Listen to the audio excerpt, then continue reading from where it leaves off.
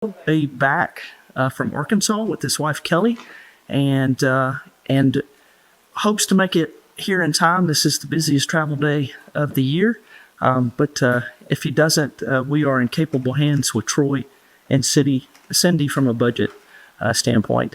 And our typical legal counsel, Frank Hartley, is actually on a cruise to Antarctica, seriously.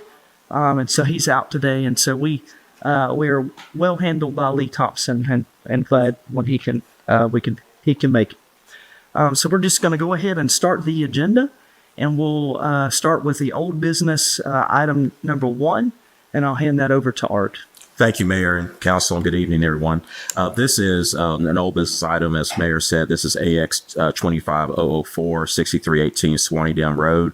This is a request to annex and rezone 10.16 acres from R100 in the county to RS100 Conservation Subdivision Development. And the public hearing was held on the 10th of last month. Here is the property outlined in the lavender color, located off Swanee Dam. You can see the relation to the other developments and zonings in the immediate area, some city and some county. Here is the site plan, and I'll go back to that in just a moment, Mayor and Council. The major changes that we have were taken into consideration from Council's comments from 2 or 3 weeks ago. And I'll go over those. That the project shall not exceed 33 detached units. And again, highlighted here in the yellow to allow for a 20-foot enhanced landscape buffer along the western and eastern property lines adjoining Laurel Park. Natural vegetation shall be retained where possible. A 45-foot buffer shall be provided along the northern property line adjoining Laurel Park, and natural vegetation should be retained where possible. And the required 50-foot exterior project street frontage open strip shall be reduced to 25 feet. Going back to the site plan, I'll draw the council's attention to the site plan. The development has essentially shifted closer to the road and further away from the existing neighborhood to give increased buffer. So that is a change from what council saw 2 weeks ago or 3 weeks ago. And with that, I'll be glad to take any questions. Thank you, Art. Any questions from council about any of the changes? Yes, Gary. All right, so the changes made were 2 things then, right? They're dropping the total house count by 1 unit, and they're shifting everything forward. Anything else? That is, those are the major things, essentially the major things. And let's see what else was. There you go.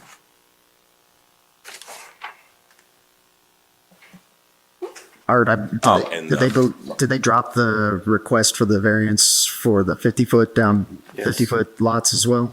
They did. Okay. Thank you. All right, any other questions or comments? All right, we'll move on from that item, and we'll talk about next. Troy's going to talk to us about the fleet management program. Troy?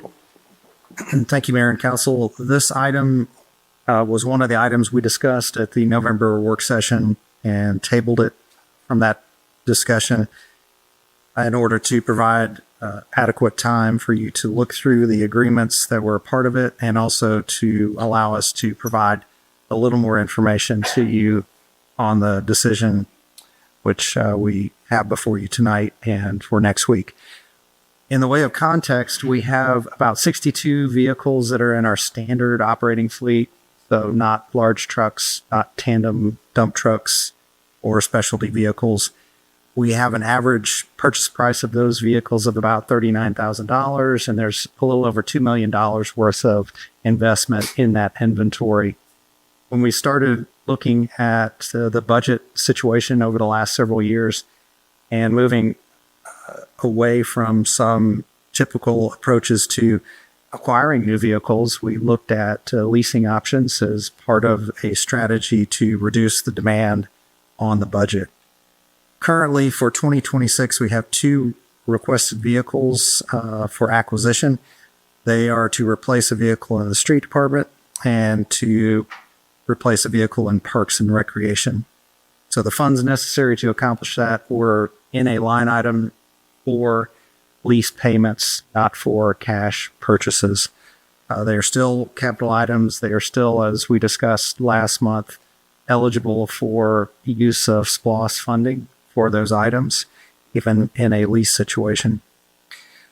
So in addition to that, let me just describe to you a different strategy of looking at our fleet, which is to look at the overall value and cycling through the vehicles a little more frequently to provide a number of objectives that we were looking at. One was to obviously provide our employees a safer way to get the job done, to preserve equity in the vehicles that we have in our fleet when we do sell them.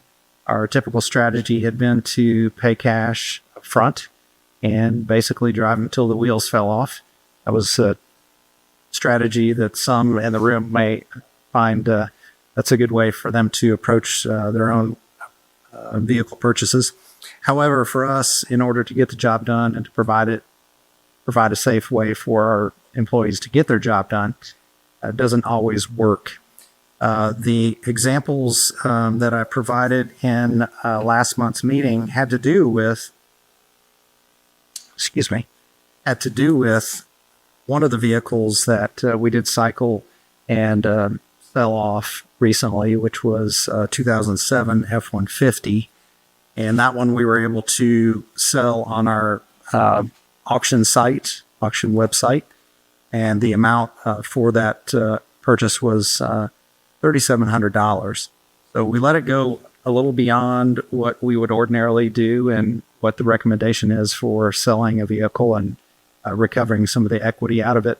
And we would have gotten more money, and we would have gotten a newer vehicle, one with more safety features, and one that would allow us to, again, continue to provide the level of service that the community expects from our staff. So we looked at this strategy as a way to level out all the total cost of ownership. So that was another consideration for us. When a vehicle gets of a certain age, you start seeing some of the service intervals becoming more expensive, and obviously run the risk of having to replace more expensive items like transmission, like alternators, like maybe even engines in some cases. I think there was probably one example, not in public safety, but in the street department, where we did replace an entire engine. So those are some of the things we're trying to avoid in the strategy of fleet management. So we started looking at that. One of the providers of these fleet management services and leasing solutions is Enterprise. I do want to share a little presentation just very briefly, which lays out some of the reasons why we're considering the Enterprise fleet management solution. So we talked about a couple things here. One is the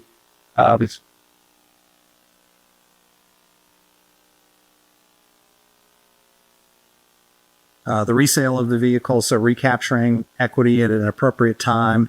They're obviously able to secure new vehicles for us, and they can look at a larger inventory across the country or the right vehicle for us. They can get in line and order vehicles. They've got access to the supply that comes off the assembly line. They have certainly done this before. It also provides an enhanced safety criteria for our employees. One of the things we are looking at is the telematics component, which allows us to track the vehicle, its performance, its maintenance requirements, the odometer readings, those kind of things. And that is a big part of one of the things that we like about Enterprise is being able to track the data. So this will become more data-driven in the decision-making and in our ability to go through the process of managing this fleet. They have a way to approach it that I want to talk a little bit about, which is kind of intuitive here when it comes to the value of the vehicle, the cost of owning a vehicle. And this graph, I think, just tells the story of what we're trying to accomplish, which is to move the decision time up in the timeline so that we gain or preserve as much equity as possible in the decision making before we start seeing some of the drop-offs in the equity and the increase in the maintenance costs and also fuel costs. Some of the safety features that I mentioned last month have to do with things that were introduced by the regulatory groups in terms of what is now standard in any of the vehicles on the market today. Forward collision warning system with auto braking. We've got blind spot detection, rear automatic braking. We've got lane departure warnings. All these things are a big part of what we're looking to improve on. So when we look at our fleet to the right there, you see that 31 of our vehicles predate that standard backup camera, which is about 50% of the total fleet. There are 23 vehicles that predate the rear automatic braking requirement. That's 37% of the fleet. And there are 20 vehicles that predate the stability control standard in 2012. There are also 9 that predate anti-lock braking. That's a pretty standard thing that you don't hear much about anymore, but that is a big part of what we're trying to accomplish here is putting our staff in safer vehicles, going to reduce the insurance requirement on the vehicles and put us in a better position to replace vehicles in the long term when it comes to these 60 vehicles that would otherwise require a significant cash outlay. That was maybe a longer presentation than I wanted, but I wanted to give you that information. I do have a representative from Enterprise here to help me with some of the answers. One of the updates I did want to provide you is one of the clients of Enterprise is Norcross, and they've been a client for over 10 years, I believe. We have had legal counsel review the agreements. There may be some questions that you've got that I can help answer, or the representative from Enterprise or Lee. All right. Thank you, Troy. Any questions of Troy? Yes, Josh. Thank you, Troy, for that. I have a question, I guess, on the telemetry, the telemetrics, however you want to call that. Is there a price break as more units or more cars get added to the fleet for that, or is that a standard price? I think in one of the attachments that we had, it was like 25 to 30. Is that go down the more we give to them, or is that a standard price? I think where we're at, probably not. Okay. Thank you. Thank you, Josh. Any other questions, Meg? Yes, I have a couple of questions. I thought I had asked this before, but it's not in my notes. Currently, right now, is there one person or a team of people who maintains the vehicles, or do we have any kind of agreement with a local shop for maintenance and care?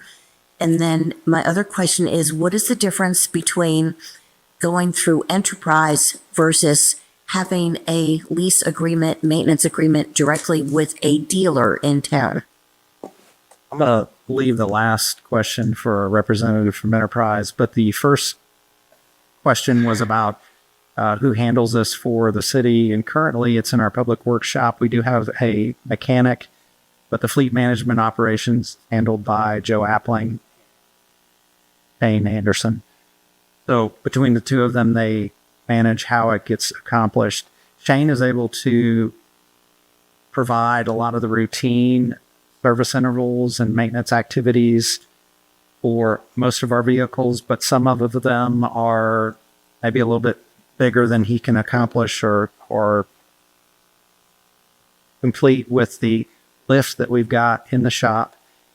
So those will be sent out, and if it's a larger vehicle, it goes to a different shop, or most of our Ford products go to Mall of Georgia Ford and we don't really have a set pricing schedule with dealerships. So a lot of times we'll get a quote, see if it's something that reasonable.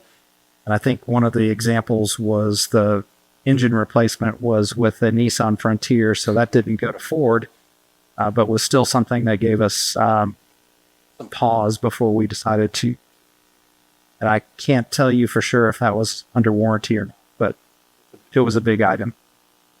Right. So if Shane and Joe are in charge, mainly Shane, and we go ahead with this program, Shane's job, what he's doing, will now be handled by Enterprise. Is that correct? We would still do the routine service intervals ourselves. I think this just gives us the flexibility to use an outside maintenance shop when we need to. So a lot of it's going to stay the same. It just frees us up to use some set prices, use third parties where we need to. So whether it's a time constraint, whether it's a different level of service, and I want to stop and talk about this for a moment.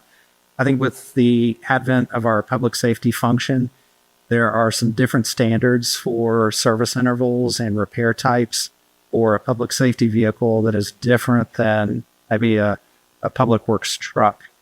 So we've talked a lot internally about whether or not you even plug a tire, whether you have to provide different kind of solution on braking. So those are things that we're looking at in terms of who can provide what level of service when it comes to maintenance. And you had one more question, so I'll ask Rachel to come up and let her answer the last question, and then and that was about leasing through a dealership versus your structure. And then if you would touch on the maintenance that I was saying. Good evening. How is everybody? Thank you for your time this evening.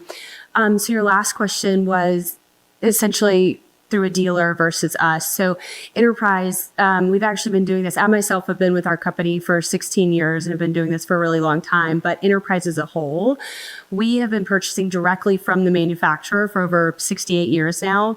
The benefit for you is that pricing. You don't pay the middleman markup fee that you would through a dealer. You also get to spec the vehicle out exactly as you need it. Oftentimes when you go to a dealer lot, you're getting what's already built and what's there. There are options typically that you may not need or require, but you're paying for those options. Here, with us, you're able to, like I said, spec that vehicle out exactly how you need it, eliminating any middleman markups, getting it directly from the manufacturer through us, and still getting your government incentives that you're eligible for.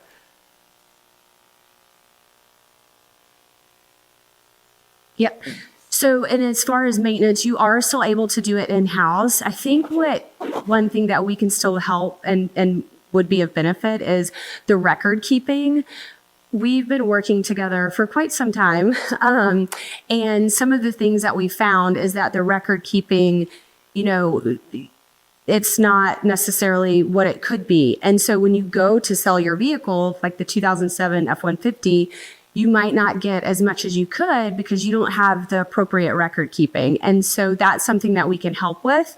When you have the appropriate record keeping, and when we're selling it on your behalf, we can say, here, Mr. and Mrs. Buyer, we're selling at this price, and here's why. Here's what we've done to maintain it. Here's all of the upkeep that we've, provided for that. And so this is why we're going to sell it for this amount.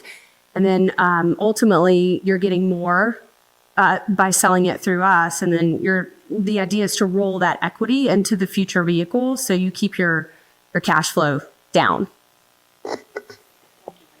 So the record keeping is a big part of, I think, the first question we had, which is about telemap that gives us. So it gives us the what's going on with the vehicle. It gives us the odometer readings.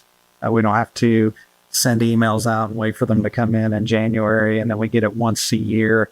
We can track how much, vehicles and hours are being put on a vehicle. So we can monitor that equity component, which is a big part of this whole program. Mm-hmm. And I can answer a little bit more on the Telemax question. So there are a couple options depending on which one you want to get, whether you just want the GPS device or whatnot, but it will stay at least at the size of your fleet at that same, I think it's $19.25 to be exact a month for just the device, which I think is what we've been talking through. But yes, that's a huge component of it because again, it ties back into the record keeping, which now flows into the customer website that you'll have access to, that then we'll have access to help make the appropriate recommendations. Thank you, Rachel. I appreciate it. And Troy and Rachel, out of the 62 vehicles we have now, are they all the same? Are they all Fords or is it a variety? And if we go with Enterprise, would it all be the same? So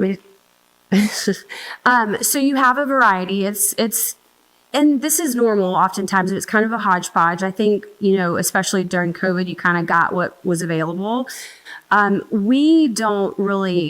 We have no skin in the game as to which manufacturer you use. Our goal is to share with you and share with Troy what is the lowest total cost to own and operate. So out of Ford, Chevy, Toyota, all of the manufacturers, we put together comparisons that says, if you need a small compact pickup truck in your fleet, here's the best compact pickup truck to operate. And you can either take that recommendation or not, but we don't really care at the end of the day which manufacturer you go with. Josh, yes, sir. I guess I have a question to follow up on the telematics. Is that I guess device, is that rolled up into the monthly lease payment or is that an additional bill that we're receiving from Enterprise? I guess what the greater question is this going to be kind of a nickel and dime of where we have the lease payment and then we have this charge and then we have this charge and this itemized bill that comes out every single month now becomes, thousands of dollars for every single vehicle. So Right.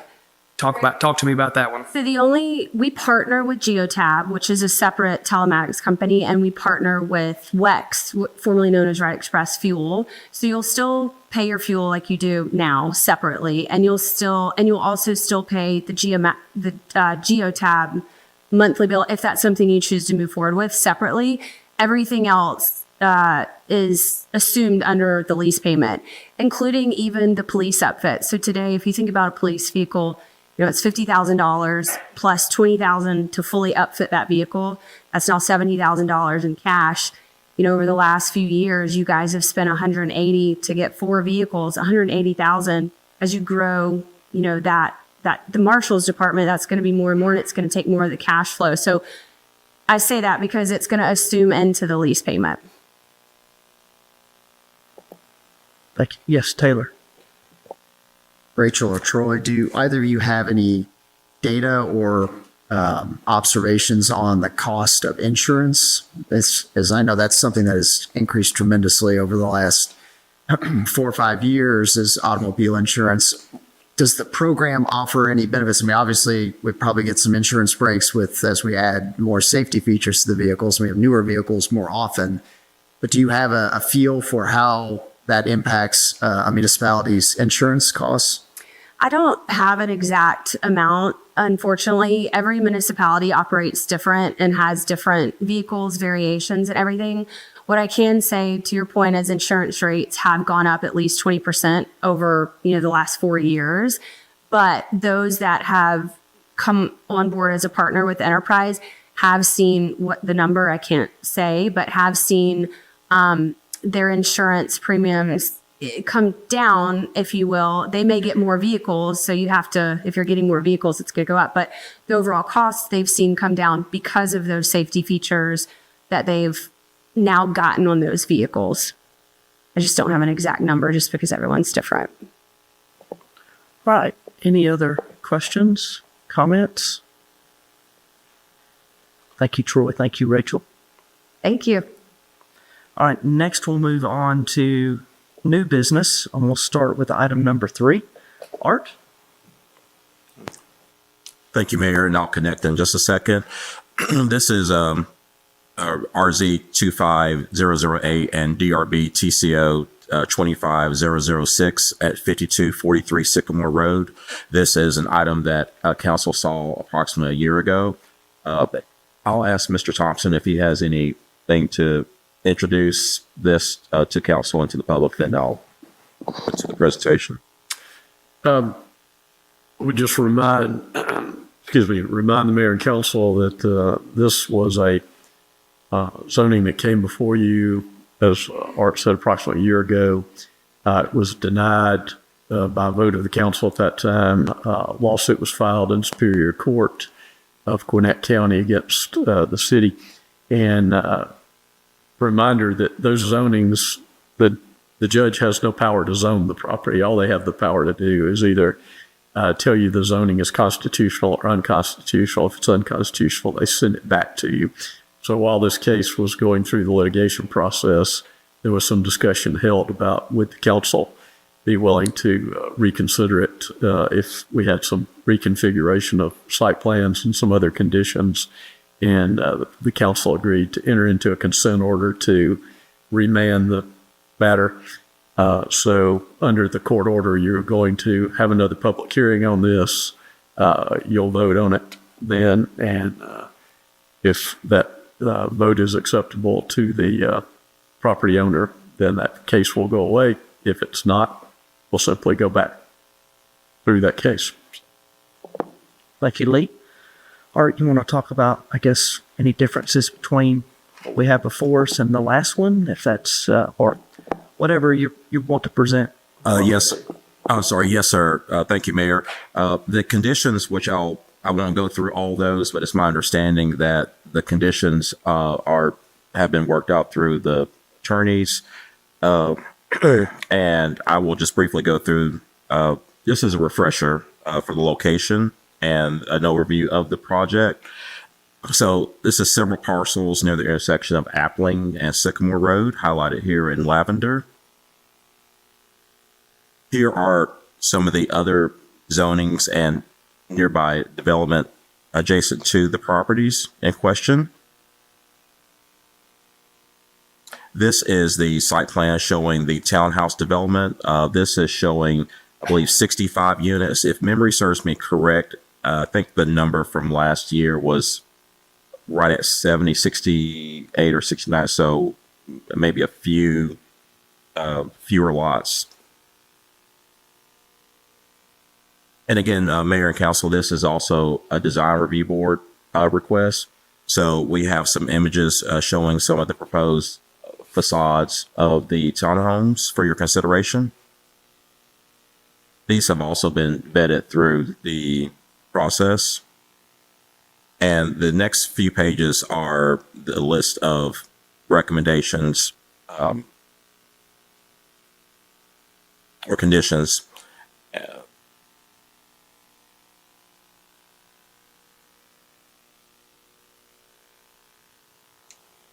This does have a staff opinion of approval for you. With that, I'll be glad to answer any questions that council might have. Thank you, Art. Appreciate it. This is my first one that has come back in this way. Is it okay for council to ask questions? Listen, Yes, sir. and then next week you'll have regular vote. Okay. You will not vote. Thank you, sir. All right. Any questions of Art on this item? Yes, Meg. Art, I'd like to ask you, in the letter of intent, the developer referred to these as 65 luxury townhomes and also referred to these as being able to offer more affordable townhomes to the downtown district. Sometimes luxury and affordable don't really go together. Has the developer mentioned anything about price ranges for these homes? To my knowledge, and I'll defer that Logan, I don't think the staff has had any more knowledge in regards to price point sets the original application from last winter. Yes, ma'am. All right. Thank you. Any other questions? All right. I see no other questions. Art, thank you. Thank you, Mayor. Thank you, Council. As Lee mentioned, we'll have our public hearing next Monday for that item. All right, next we'll move on to the budget, and we'll start with the presentation of the budget from staffs, and then we'll give City Council the opportunity to ask questions, And following that, I will open up public comment. And as I mentioned at the beginning, this is public comment, public hearing number 1. We'll have our second hearing next Monday night on the budget. Cindy, Hello. hello. All getting in here on 2 wheels. I'm going to still present and try and do a little bit condensed version of our normal presentation so you can ask questions as we go. We can get more detail as we need to. The budget has been on the website, and I'm sure you've read the 2025 year in review. We had a great year. I'll give you just a few of the highlights that were reviewed in detail on that document. We resurfaced 4.72 miles of streets, built a half a mile of sidewalks, opened an additional mile of greenway trail, started the construction on the pedestrian bridge, the Greenway Bridge, received an award of $2.5 million from CDBG and home funds from Gwinnett County that we'll be able to use for a single family detached affordable housing initiative on Roosevelt Circle. The Transco utility tap regulator station has been completed. This is the first major upgrade that we've had since the 1960s. We have worked on some phase of improvement or development for Ridge Lake Park, the historic cemetery, the Champion Park, Oak Street Inclusive Park, as well as our downtown park, adding much more color. You've seen flowers and baskets and gardens. So that's all part of our 2025 good year in review of things that we've done. For the 2026 fiscal year budget overview, as you're aware, that state law requires governments adopt a balanced operating budget as well as capital improvement program budget that identifies the sources of funds and anticipated funds to finance the projects. We present a 1-year as well as a 5-year budget as required for CIP. Tonight is the first of 2 public hearings on the budgets. The second public hearing will be next Monday night at the council meeting at 7:30.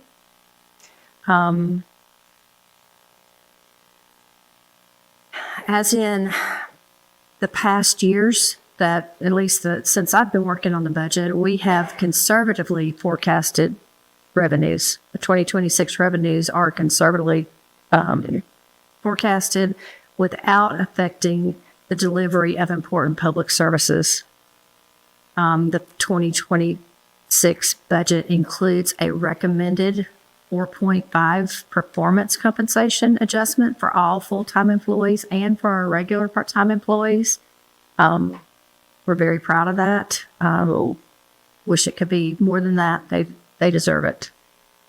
The budget also includes a 12% increase in the cost of our medical coverage for our insurance for our employees as well as their families.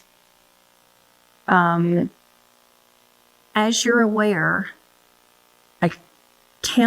governmental accounting is different than private sector accounting. We report on the fund level, budget, and department level. You will be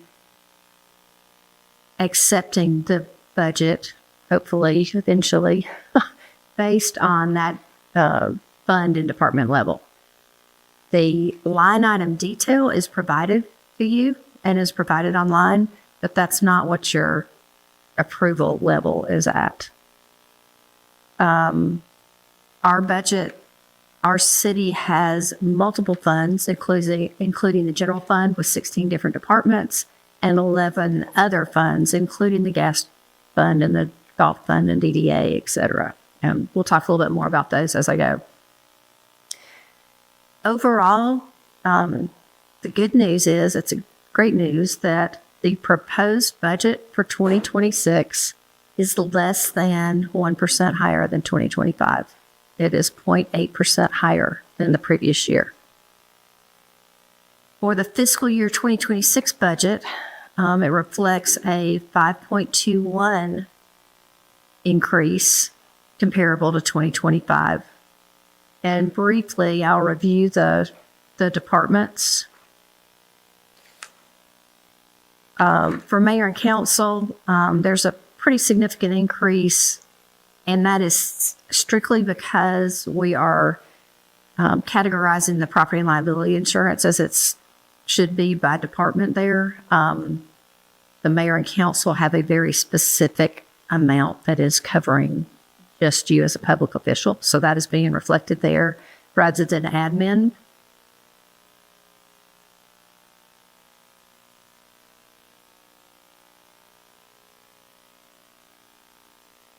I'm sorry, here we go.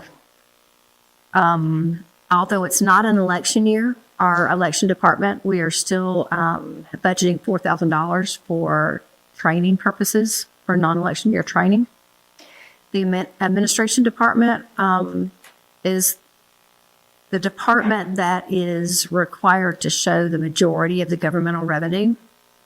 So your property tax and franchise fees and insurance premium tax, those kind of things are all flowing through the general fund as well as revenues by department, whether it's cemetery, recreation, et cetera.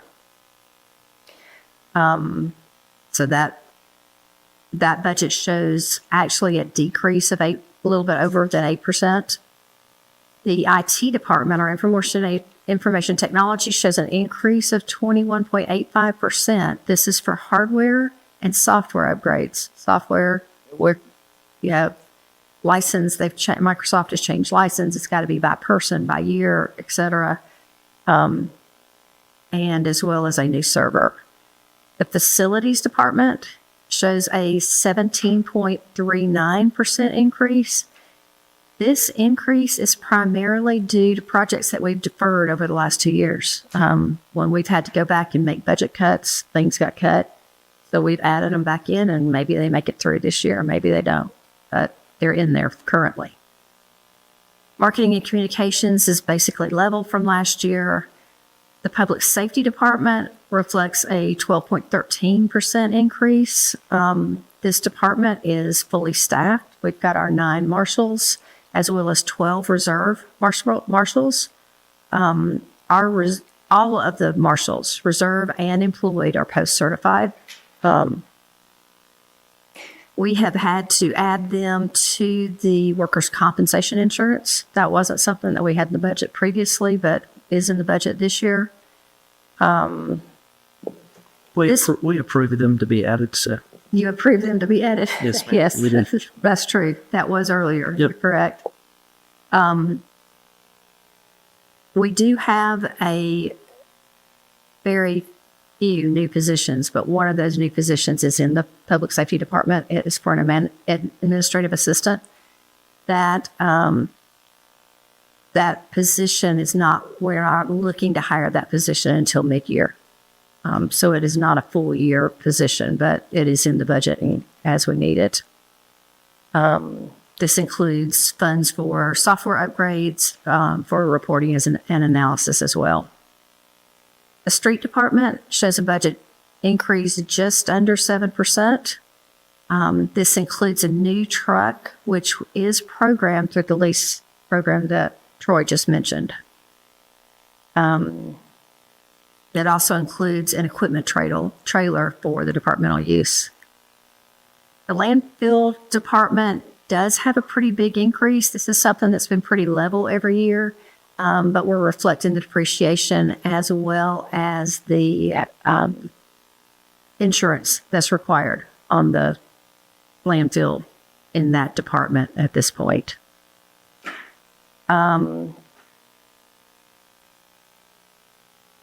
Also, the part of that increase is offset every year by the hazardous waste trust fund grant that we receive each year. So that'll help with that.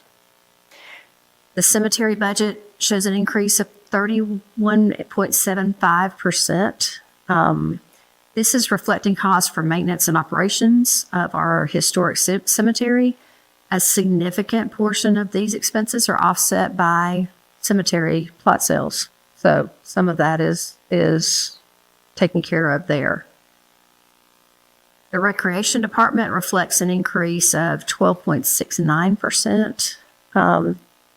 This is attributable to two different factors. We have moved two different positions from other departments into that department, one of which is for a full-time custodian to be on that campus. So they are now part of the recreation department staff rather than facilities department staff, as well as transferring a position for the purpose of managing the mountain bike and pedestrian trail maintenance and outside program for the potential new park with the Riverlands and Riverlands management. Other costs in recreation include the East Center gymnasium floor refinishing, some new furniture, gymnasium for the lobby, landscape enhancements, and a new truck for that department, which is also part of the lease program that we just discussed. Cultural resources and community engagement. This is our Players Guild and the bands and the youth council, etc. There is a slight increase of $5,500 in this, and that is primarily, well, strictly for the Broad Street Concert Band in preparation for the celebrations next summer for America 250 programming. This includes sheet music, that kind of thing, some new instruments that need to be purchased to make that a bang up celebration. All of the other community groups are still funded. That includes the Players Guild, the Youth Council, the Arts Commission, Historic Society, Community Garden, and then CAM charges, our maintenance charges for the History Museum and Art Gallery. The Eagle Theater has an increase of 16.9%. This is a big result of the popularity of this asset. The Eagle is booked 362 days a year for rehearsals, performances, and plays, musicals, concerts, etc. The only time that the Eagle Theater is dark, per se, is during Thanksgiving, Christmas, and New Year's. The increasing use of the Eagle demands continued investment in lighting, sound, rigging systems, and the marquee, as well as deep cleaning of the building to keep it fresh and clean. The Bowl and Plaza events is a minimal increase of 5.93%, including a seasonal venue assistant. This would not be a staff member, the part-time, full-time staff member. It's a seasonal employee that would come in during the event season. Those are the only two new positions in the budget for next year. The Planning Development Department has an increase of 23.03%, and this is primarily due to replacing and upgrading the city's permitting and code enforcement software to improve internal efficiency and reporting, as well as a customer-facing side to improve the customer-facing experience that goes along with that software. Economic Development and Main Street Department shows a slight increase of 7.22%.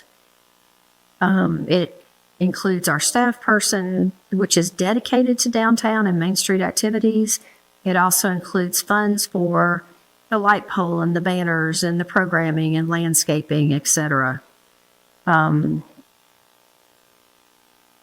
Overall, the general fund operating, the meat of the program, had an increase this year of 5.21%. The total budget is $17,651,402.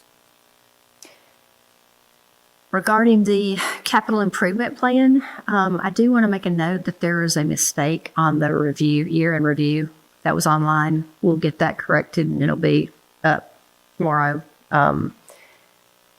The capital improvement program this year is for $14,125,040, which reflects a $1.5 million increase compared to 2025.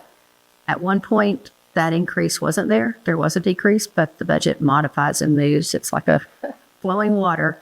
So as projects were brought up, that did actually increase. But again, we'll get that corrected. One thing to note about the capital improvement program is that there is no general fund money being transferred to capital improvement this year. It's strictly SPLOST and grants and OMIG, those kind of funds. So there is no transfer from general fund. I'm not going to go into detail about the capital improvement. Troy will do that here shortly. But we've got a good program coming for you. Enterprise funds include the gas system, the golf course, the stormwater system. The gas system, which is our largest enterprise fund, shows a very small, less than $80,000 increase from over 2025. The gas system now has almost 13,000 meters, and as you're aware, it's the lowest cost of the gas in the state. The gas appliance rebate program, where we do on-bill financing, has been really successful this year. This wasn't one that I had a lot of, not faith in, but I just didn't understand how the program was going to work. Our residents are using that program. They are buying the gas stoves or the water heaters, and they are borrowing the money for free and then paying us back through that. So that's been a good thing. There's a slight decrease of just under $65,000 for the golf course. The golf fund continues strong performance. We continue to make improvements on maintenance and the golf experience, golf improvements. We have been working on this over the past several years, and we continue to do that for next year. So there will be some significant improvements, and we're going to have to continue to do this. The golf course is growing older, so we have to continue to do this. But we will be doing things such as irrigation systems and clubhouse enhancements. We anticipate this year with over 40,000 rounds played by the end of the year, which is double what it was several years ago. Our green fees are still low. We have a well-maintained, challenging, naturally attractive golf course, and that keeps people coming. The Stormwater Fund tracks its revenues based on the stormwater utility fee and invests these resources in the system maintenance, repairs, and the equipment. This fund remains almost level compared to last year. We do anticipate significant stormwater mitigation improvements and investments in Q1 and Q2 of 2027. So you can expect the budget to go up for them the following year. Other funds in the budget include the CIP, the 3 enterprise funds that we just discussed, as well as the municipal court, the Riverlands Authority, and the DDA. And the DDA has multiple departments that we'll review a little bit.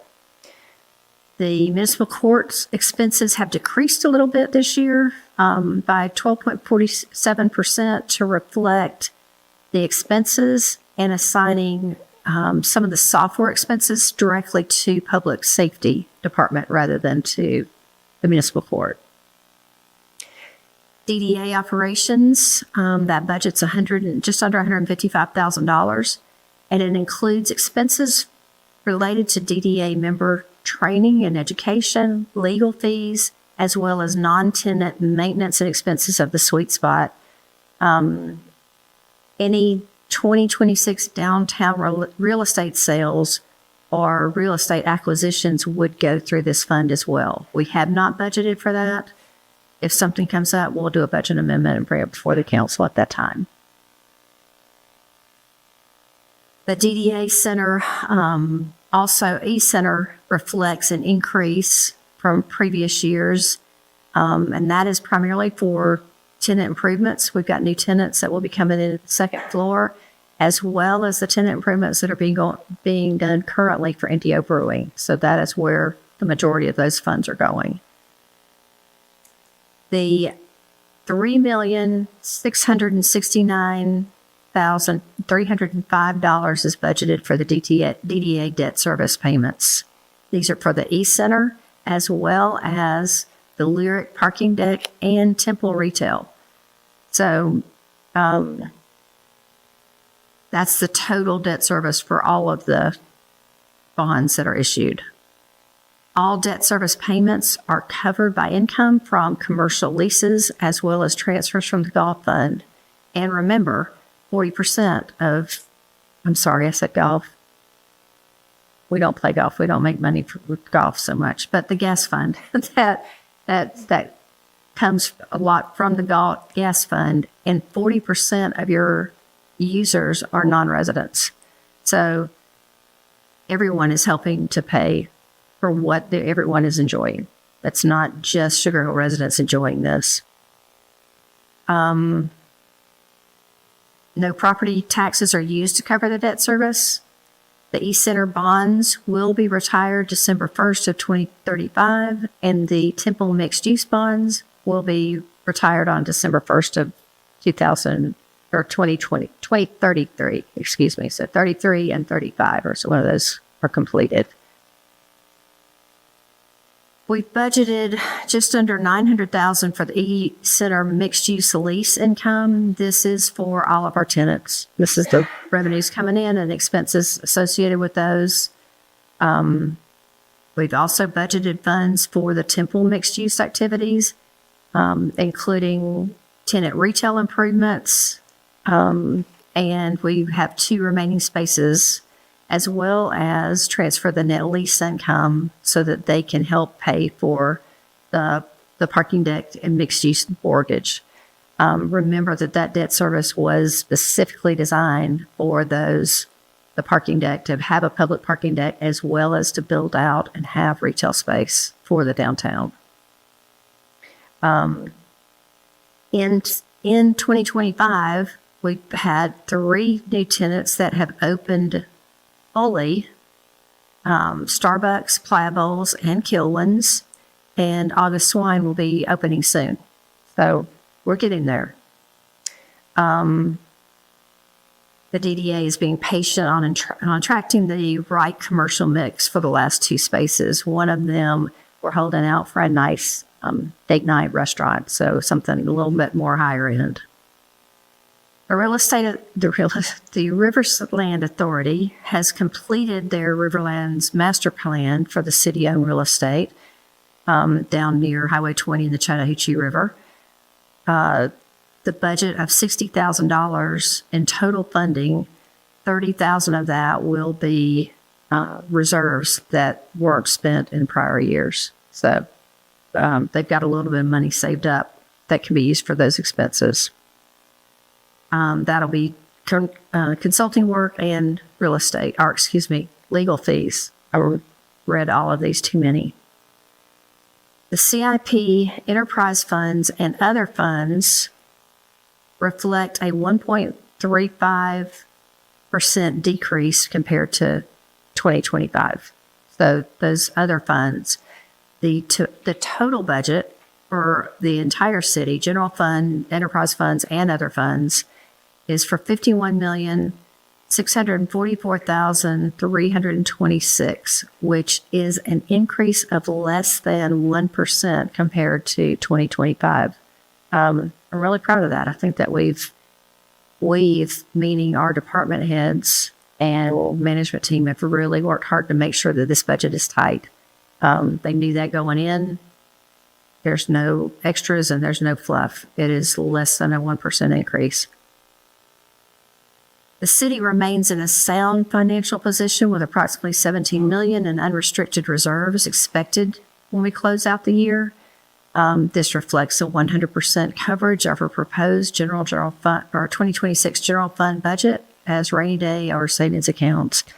It provides an operational cushion in the event of another major catastrophe, financially or weather related. The city is blessed with over $30 million of first class assets. You know them all. The City Hall, the East Center, the Eagle, the Bowl, the Community Plaza, Splash Pad, the Landing, the various parks, including the downtown and included downtown as well as throughout the city. These parks are spread out throughout. The golf club, the Greenway, has been a huge asset. After over a year of planning and public input, design, construction of some sort is being proposed for the Riverland Park, the Oak Street Park, the Oak Street Inclusive Park, the Champion Park on West Broad, will all begin in 2026. We are proposing, we hope. The management team is very proud to work with our employees. We have over 130 employees who serve nearly 30,000 residents, 13,000 gas customers, and over 2 million people that visit downtown yearly. You'll hear a little bit more about those visits here coming up shortly. We're proud to propose a nominal increase in salaries while continuing to offer an excellent benefit package. On behalf of the city's management team, we submit the operational budget and capital improvement budget, enterprise fund budgets, and other funds budgets for your consideration and adoption. And we look forward to a successful 2026. At this time, I'm going to have Troy discuss the CIP budget, and then we will take questions from you as well as open the public for our hearing for public input. Thank you, Cindy. I'll be brief and tell you there are 23 projects represented on the 5-year capital improvement budget, which was in your packet and presented to the public on the 17th. The project categories are listed on the left side of this image and on the table that is in the budget packet, with a couple of descriptions on the left that give you an idea of either we've changed the scope or modified the scope, or it is a new project. There are 5 new projects represented here, but they shouldn't be a surprise to you. They just are new to the capital improvement budget. Roosevelt Circle Development Construction, the Riverlands project that Cindy discussed, a Public Works Administration building that was in the SPLOST program, a downtown LCI trail connection, which will take the Greenway Trail from Peachtree Industrial and Highway 20 to the downtown bridge. And then we are working on grant application that has already been submitted, but we're hoping to get hazard mitigation funding, which will fund significant improvements to Richland Creek area through the Gary Purple Park, and also some pipe rehabilitation work in one of our older neighborhoods. You'll see that this is a $55 million capital improvement budget, which is an increase over 2025 to 29, last year's program, by some $15 million. And then the year before that was 51,858. So we are moving it back up, but we are leveraging the SPLOST funding to secure grant funding for many of these projects. So the grant funding represents some $20 million of funds that we're pursuing to help accomplish these 23 projects. In 2026 specifically, we have 16 projects that we'll have underway or be able to deliver in the calendar year 2026. There are 2 that are going to be in the design phase next year. Those are having to do with public parking, which we want to provide both some surface parking solutions and maybe some structured parking solutions. So we'll tell you a little bit more about that later. And then we also have a project that we want to move up in the design category, which are Railroad and Avenue and First Avenue safety improvements. We talked a little bit about that last year, but we want to start some design work there and get a solution in place for that very difficult intersection to navigate just because of the vertical challenges with the alignment. With that, I will show you that there are a bunch of categories of funds. As Cindy mentioned, none of them are from the general fund. We're going to exhaust the ARPA funds this year with the completion of the Greenway Bridge downtown. But the rest of it is a combination of SPLOST and grant money that we are going to deliver projects with. Over the 5 years, the categories are very similar. We are approaching the end of the 2023 SPLOST program. So once we move those projects through the cycle, we'll be looking for the next SPLOST issue to fund some of our future improvements that we want to pursue.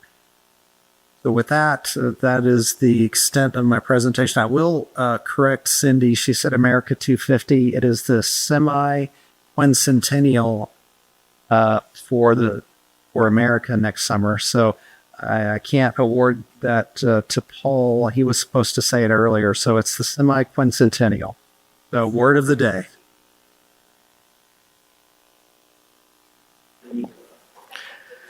All right, we appreciate y'all's budget presentation. I want to clarify one thing. It's 55 million over 5 years in the capital improvement budget, but it's $14 million for this year.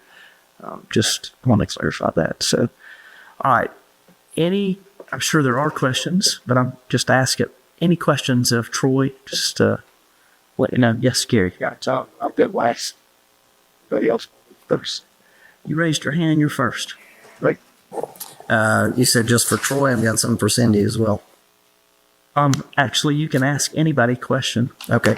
That's all right. So I appreciate you going through the summary there, and you answered a lot of the questions I had there. There were still quite a few I had on that. On the administration, you mentioned the change of $494,000, but I didn't hear what that was for. That's a reduction, which sounds good, but I'm curious, what is that reduction of nearly $500,000 there?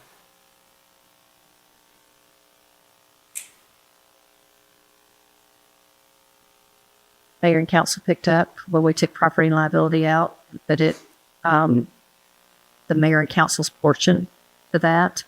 That's about $23,000. Right. I need to flip through right quick just to give you details of all the various changes. And you don't have to provide it right now. If you want to make a note, you can either get back to me on that or we can bring it up at the next public hearing. I'm fine either way. I don't expect you to know everything. I'm fine to get that information for you and meet you this week or do it next week. So great. The facilities, $221,000 increase. Again, I don't think you mentioned specifically what sort of things that was. Some of the things that have been deferred for the past couple years. Right. In the East Center, things like the stair treads are wearing. Okay. They need to be replaced. Some of the flooring, the black padded floor, some rough material floors, some of that needs to be replaced. We've got HVAC systems, one at the golf course and one up at the East Center that are possibly need to be replaced. That's not a definite. I thought we just addressed those before we replaced 3 units. Was that just heating and this is cooling? We did those. Right. And you just said the golf club then is where the other one is. I have got a very detailed list of every single improvement that I'll be happy to share with you. Sure. That'd be great. Okay. Yes, sir. So, yeah.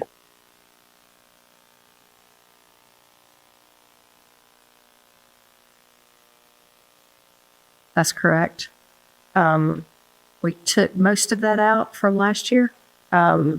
During the last year hearings, we had multiple meetings and we took most of that out, but there was a piece of property. So you're right, that has been removed from the budget, and it's not that we don't expect that it will be sold, but if it does, we'll come in and do it as a budget amendment.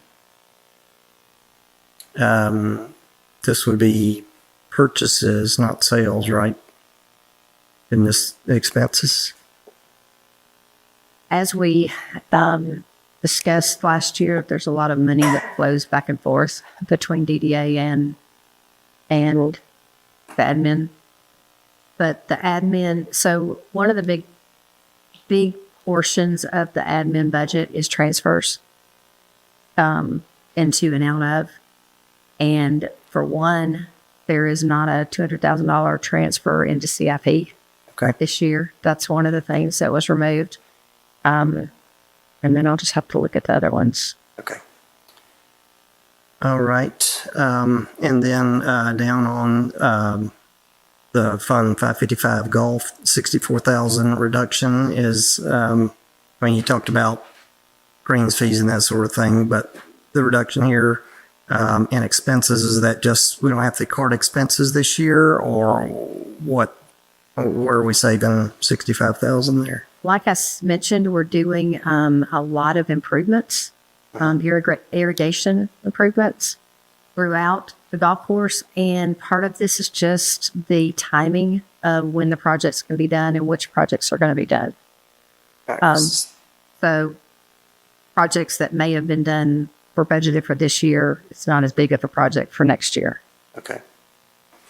All right. DDA operations was 2.371 million, now 154,000. So a significant change of 2.2 million. What was that? That's not here. Landfill. That was strictly budgeted last year, included in the DDA budget. We removed it all out of general fund because it's just a DDA.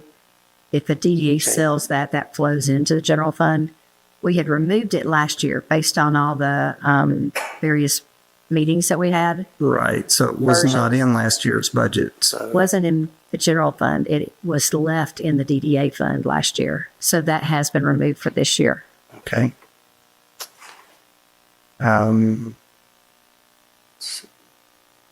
The Fund 800 DDA E-Center, $500,000 there. I'm not quite sure I followed you on what those expenses are. I think I heard you say it was Indio Brewing. Did you say there was something else in that? Yes, think of these as departments within the DDA fund, okay? And we had a department, the 7555 department was building and doing construction of the E-Center. So those construction expenses are pretty much have gone away, but we do have new tenant improvements that have to be included for this year. So that's what that $100,000 is. Okay.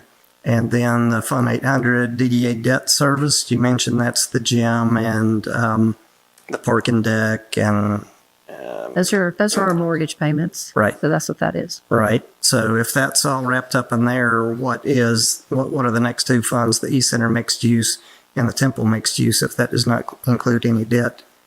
Well, it does. Well, the total debt's like 3.6, which is all accounted for there.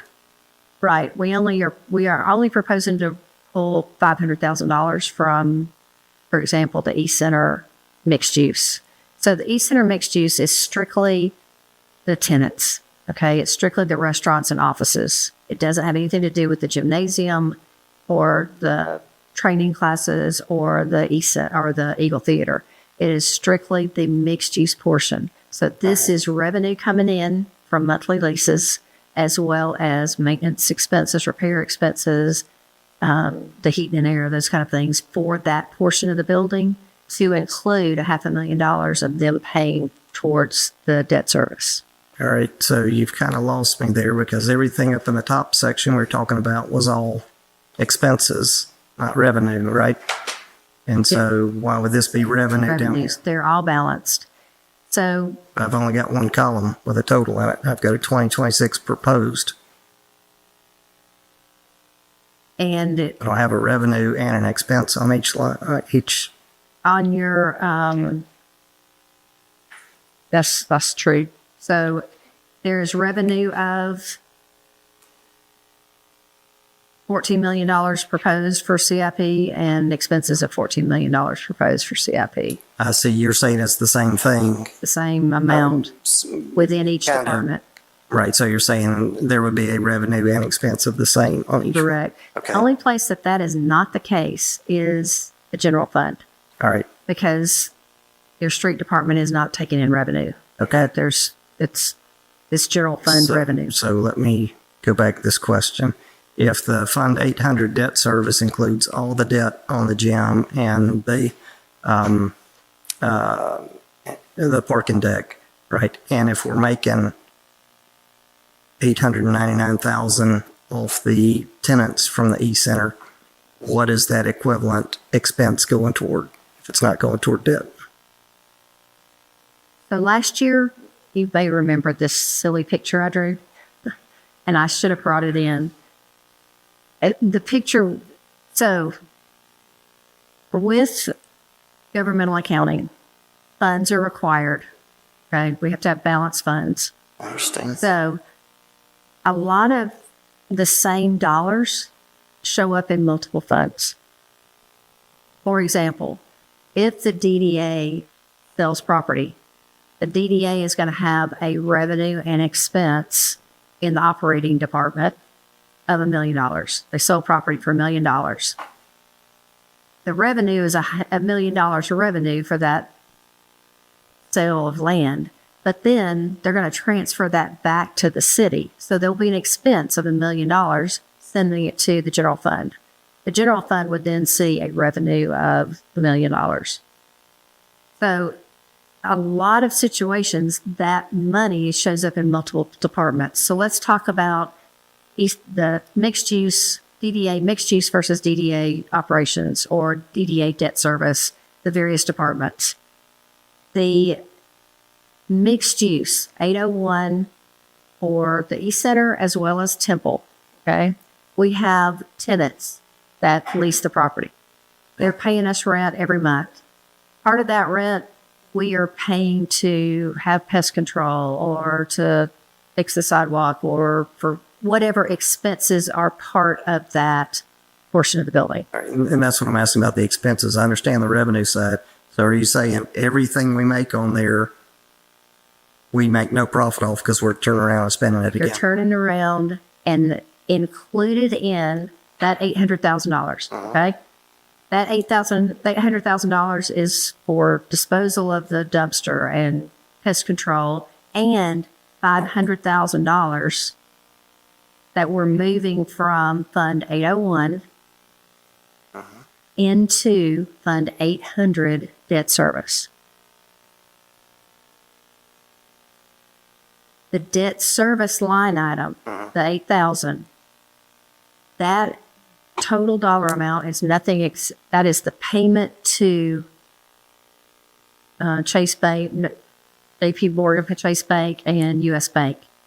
So that 800 line item, that department, the DDA, the debt service department, is receiving revenue from 801, which is the part of their lease fund, the money that's coming in from leases.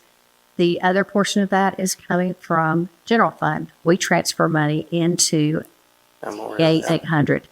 Then that amount of money is paid to the bank for the mortgage. So that DDA 800 and 801, $500,000 of that is reflected as revenue and expense in Fund 801 for the E-Center, and it's reflected as revenue and expense in DDA 8,000. Okay. So the Temple mixed use, what is that amount that's going toward debt service? 50,000. 500,000? 50,000? At 50,000 out of $1 million? Simple is 50,000. Okay. Because that $1 million is coming from the bond proceeds that we have sitting in the bank to build out Kilwin's tenant improvements. So there's a very much did high we spend on that? I can tell you right quick. In the detail, let's look.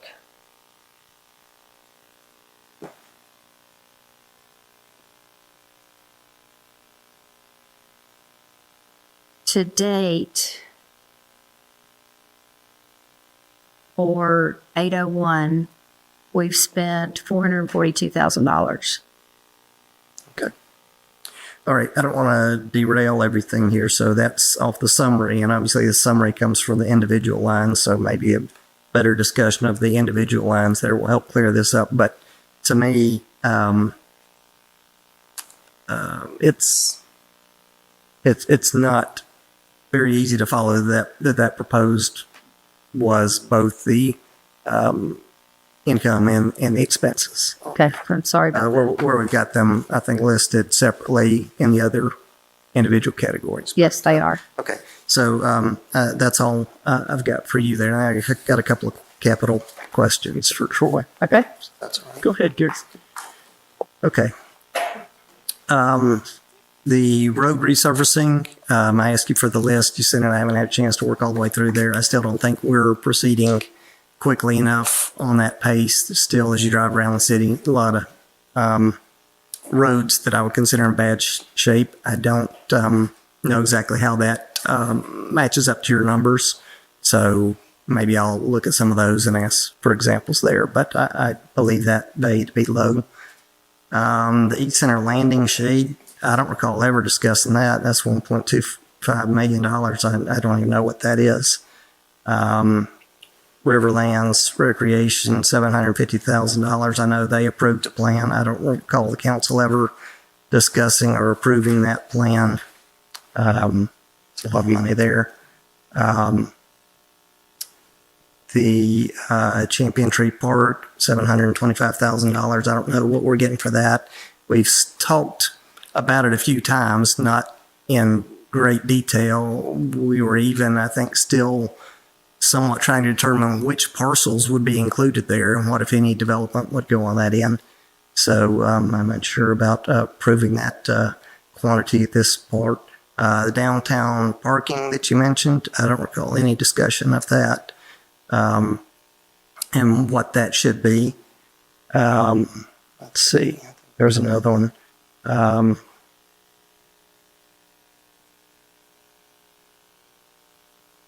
Yeah, I think those are the main ones. I just think, from my perspective on those, certainly a long way to go before I'm willing to get on board with those numbers. And then, Cindy, I'll do more review on the individual line items and try and get a better understanding of how those match up. Maybe I'll have some better questions for you, so that we're on the same page on what those are. I have that still from last year, and I understand that, but I did not understand from that one-page summary the same thing that we had talked about. And so, particularly when I didn't see as a separation of revenue versus expenses there, because I understood a lot of those on the revenue side, and I can accept those right off the bat, but I didn't know where the expenses were that matched up for that, because I thought I was just looking at just expenses, for instance, on that. Yep. Okay. I'll go through that again. I think let's take this offline. Yep, absolutely. That was an opportunity to meet together, and I always encourage that. So I did have one more question, and this was more toward Paul. Where we're talking about the salaries, particularly, I believe it was in the street department I had brought up last year that I felt we had certain staff members there that were significantly underpaid in that area, on the low end of the scale, not on the high end of the scale. Have we addressed that? We have addressed that since COVID. Since last year's budget? Since last year's budget, we we're including the 4.5% increase, but in terms of if we elevated any of those up further and beyond, no, and we're doing. One of the reasons is that we were very, very aggressive in moving from we were at $12 or $13 an hour back pre-COVID, I think it was, for entry-level employees, and moved it up to $17 per hour. For somebody starting in. Yeah. The thing I looked at, and this was last year, it did not look to me like we were paying a living wage for full-time employees. And if we're talking about things like housing, because governments are not paying people enough, particularly it was mentioned in terms of firefighters or police or school teachers, that sort of thing. I believe the better way to address that is the government's ought to pay a living wage. And if we're not doing that, which it did not look like to me we were in those examples, I think that's the way we ought to be going about dealing with affordability. And so, again, I'll bring that up. I think those need to be adjusted. Thank you. Well, if I can address that, I think that from a management perspective, making sure our employees are properly and compensated for the work they do is always on our mind. But secondly, is that we have gone to great lengths to make sure that they have a retirement system that provides them that upon retirement, which was not there before. And then the third thing is that we do pay 100% of family employee and family coverage for medical and dental. So when you look at it simply at a salary level, I can understand, and I think I appreciate your concern about making sure that we are providing a wage that is competitive. And we do look at our surrounding cities to make sure that we are. And the proof of that then is that we have not been having the turnover that we once had. Now, can we still do better? You know, right, we can. I think we would always say, we need to move all of our salaries up, absent mind. And I think I'm just talking about the very low end. yeah. Well, and at the entry level, and we did that in a very strategic fashion for 5 years.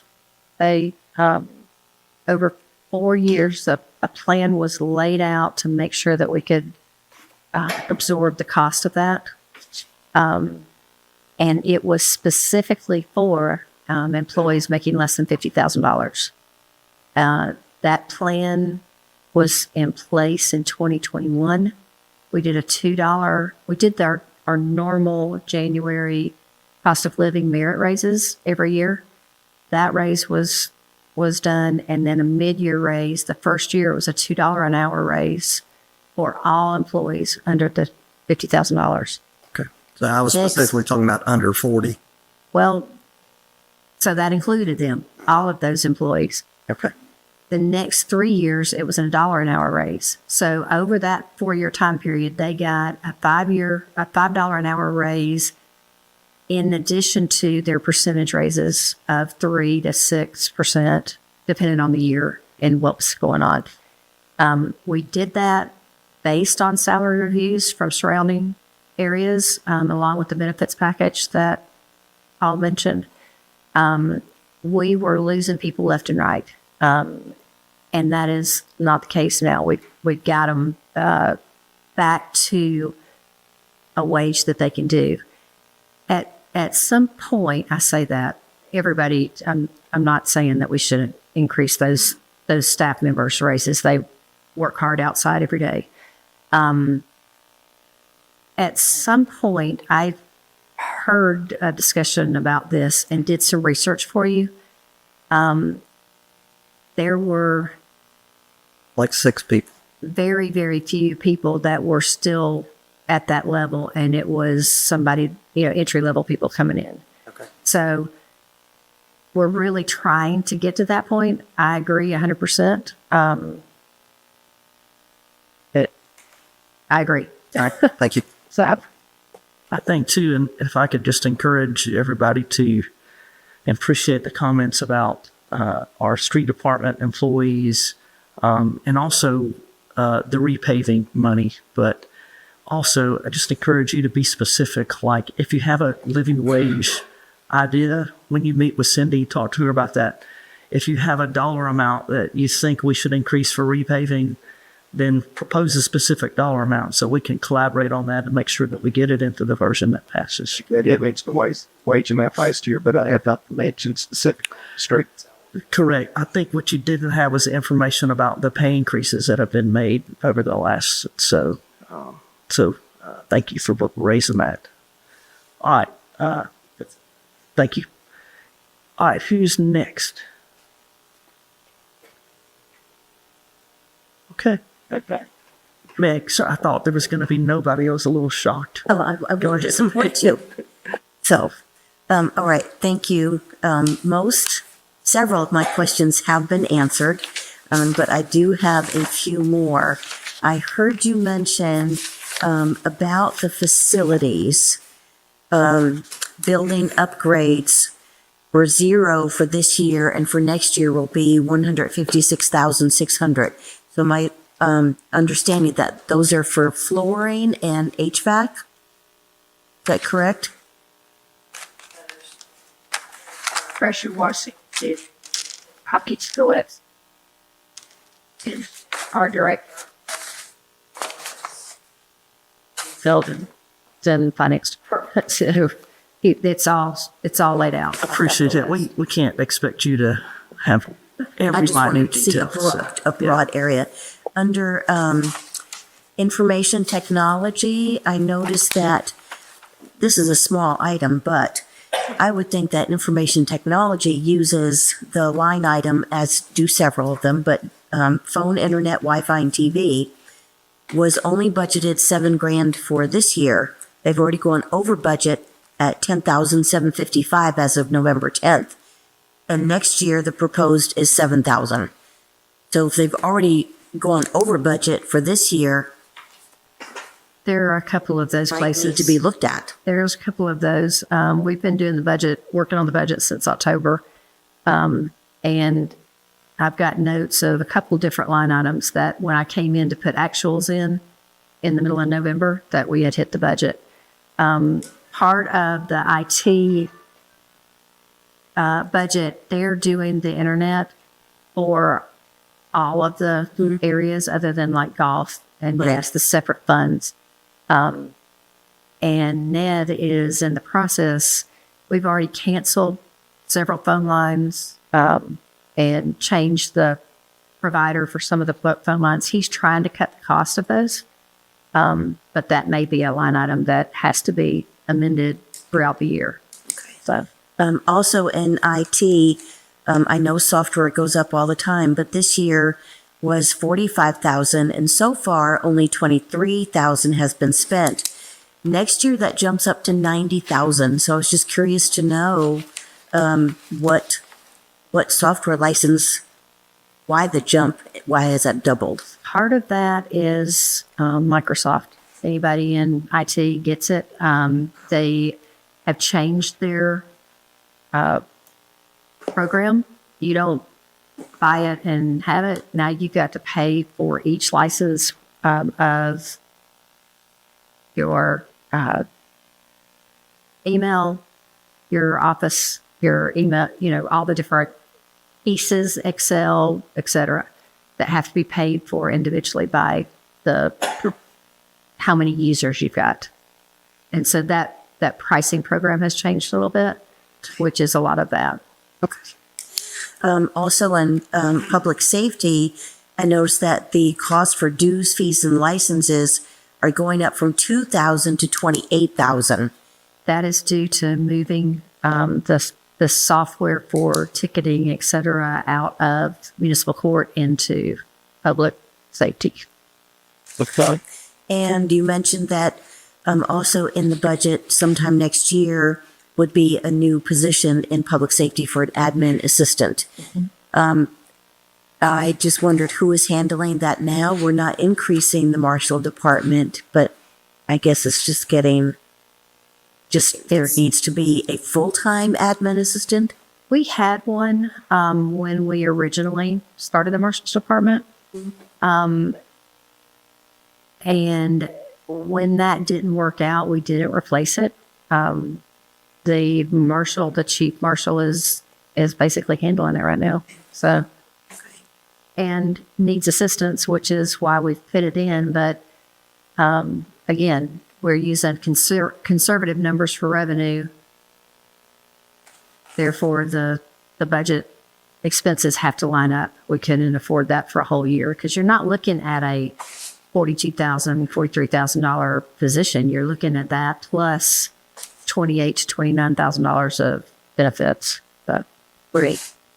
And then with recreation, you had mentioned that there is a new employee for recreation in charge of the mountain bike program. not mountain bike, but Riverlands manager. All of the parks and developments that will be portion of that. Now that employee right now is just all parks. Right, because that's in the recreation budget. Correct. And it will stay there.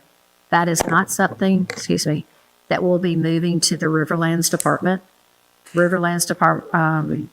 Riverlands Authority Fund does not have an EIN and does not do payroll and does not do, that's been something I've been pretty hard on. Nope, DDA does not get an employee. We'll have a Main Street employee here in general fund, but all the taxes and all the stuff that goes with payroll, I want to keep it in one place rather than in every fund. And Cindy, the position is an existing position that is being transferred. That's correct. Economic development. That's correct.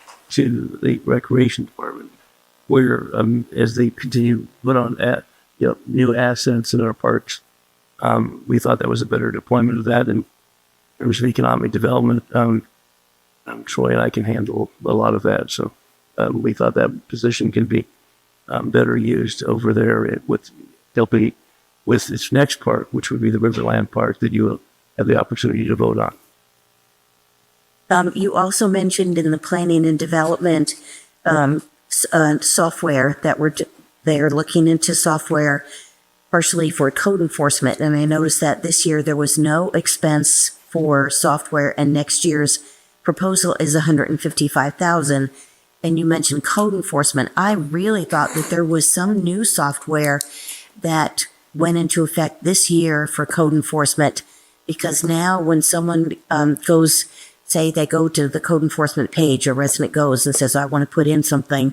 And in order to put in a complaint or an inquiry for code enforcement, there's several steps to go through, and a resident has to actually create a citizen portal with a username and password. And that was new this year. That's part of the problem. So yes, a package was purchased, and it's not purchased. You don't buy software so much anymore. You lease software. Right. So not in 25, in 24, that started implementation. And Art and his staff can tell you more, but it has failed miserably. There has not been, it has just not been, and it just hasn't worked out. Therefore, they're looking at new software. So this will cover something that should be a lot better, that perhaps other cities in Gwinnett use with success. This package, they had I'm just going to make very simple terms, version 1 of package A that they had been running on. They converted to package B. Package B failed. So they're going to version 2 of package A. So it's the next level generation of a package that they are familiar with and that they have been using and that has been enhanced and upgraded with the various platforms that are available now. So, yes. Okay, thank you. Under economic development, I'd like to know a little bit more about Main Street services, because that was budgeted for $7,500 this year, and next year is $66,500. So I'd like to know a little bit more about Main Street services. Okay, so we've shifted that department a little bit. And I see my title needs to be updated there. That used to be our economic development department, economic development. We've changed that to be economic development in downtown Main Street. Okay. Main Street program, which is hand in hand with DDA. All right. So this employee, this is the one that if you were to argue, I would arm wrestle you that, oh, they should be paid out of DDA. No, we're not going to do that. We just aren't going to do that. But we've tried to rearrange some of the downtown activities, downtown maintenance of the gardens and landscaping, downtown installation of the holiday decorations. Those type of things are very expensive, and moved that out of, some of that has been moved out of Parks and Recreation into what is now our Main Street program department, economic development and Main Street program. So that's the big picture of that one, is those services like the installation and tear down of all the holiday. Thank you. I appreciate that. And then I just had really a couple of questions on the capital improvement budget. So let me answer, please. So that would be Troy. Concerning both the Oak Street and the Champion Tree Park. The Champion Tree Park in this budget tonight lists $975,000 for 2026 and 2027, with $725,000 for 2026. Last year, when we were working on the 25 budget, $25,000 was allocated for this year and $725,000 for next year. So I'd like to know, and also Oak Street was also allocated $25,000 for this year. Were those two amounts spent for both those parks this year? And with Champion Tree, an additional $250,000 over last year's figure is this year. And with Oak Street Inclusive Playground, the amount last year that was in the capital improvement budget has gone up by $100,000. Correct. I think we got some good public input this year on both of those projects, and we've taken that into consideration, come up with an estimated budget for the type of improvements associated with parks that would be on Oak Street that have an inclusive focus, and on Champion Tree properties. Really, we don't have the project limits established, as Gary mentioned, but we do know that a park in that area is important, and the community wants to see a passive type park for that area, Right. which celebrates the Champion Tree, which identifies some walking paths, some benches, some other structures that we have in this estimate. We haven't completed any detailed design work, so I use some of these numbers. Unfortunately, you may not want to hear this as placeholders. So there is a $750,000 type of park that I've got in mind, what that is, and we oftentimes get close to that number. I think you mentioned a few examples last year when we were talking about inclusive parks and playgrounds. And so, yes, we probably spend $450,000 to $500,000 on an inclusive playground, or we can buy some equipment that is more along the lines of $200,000. Right. So I think it depends on what you're aiming for. But when we start talking about parking solutions, a structured parking solution is expensive, Right. $5,000 a space. But if we can do some improvements on existing properties that the city currently owns, like Atlas parking lot, we can buy much cheaper than that. So I'll say that those two parks deserve a little bit more detailed design work. But this is a good starting point, and I think it's a good number to deliver a project that is along the lines of what the public is. Right. And was the 25,000 for each of those parks spent this year that was allocated? I don't know if all of the, I'm going to say 50,000 for both. I think it was 25. Right, 50 for both. I don't know that we spent all of that money this year. We did some survey work, we did some design work, some layout work on the, I'll say the Oak Street area. We used some of the funding to make presentation boards and some other information for the public input meeting. So some of it was spent, but I can't tell you it probably was 30, 40% of it. All right, thank you. And then the only other comment I have about the capital improvement budget, I just don't feel like there has been enough information and details shared about the high dollar items like the Riverlands Outdoor Recreation Initial Phase 1, over $4 million. I know we've talked about the Public Works Admin Building, but not a lot of details. The Downtown LCI Trail Connector, PIB, to the E-Center, over $7 million. The Downtown Public Parking and Access Controls, over $5 million.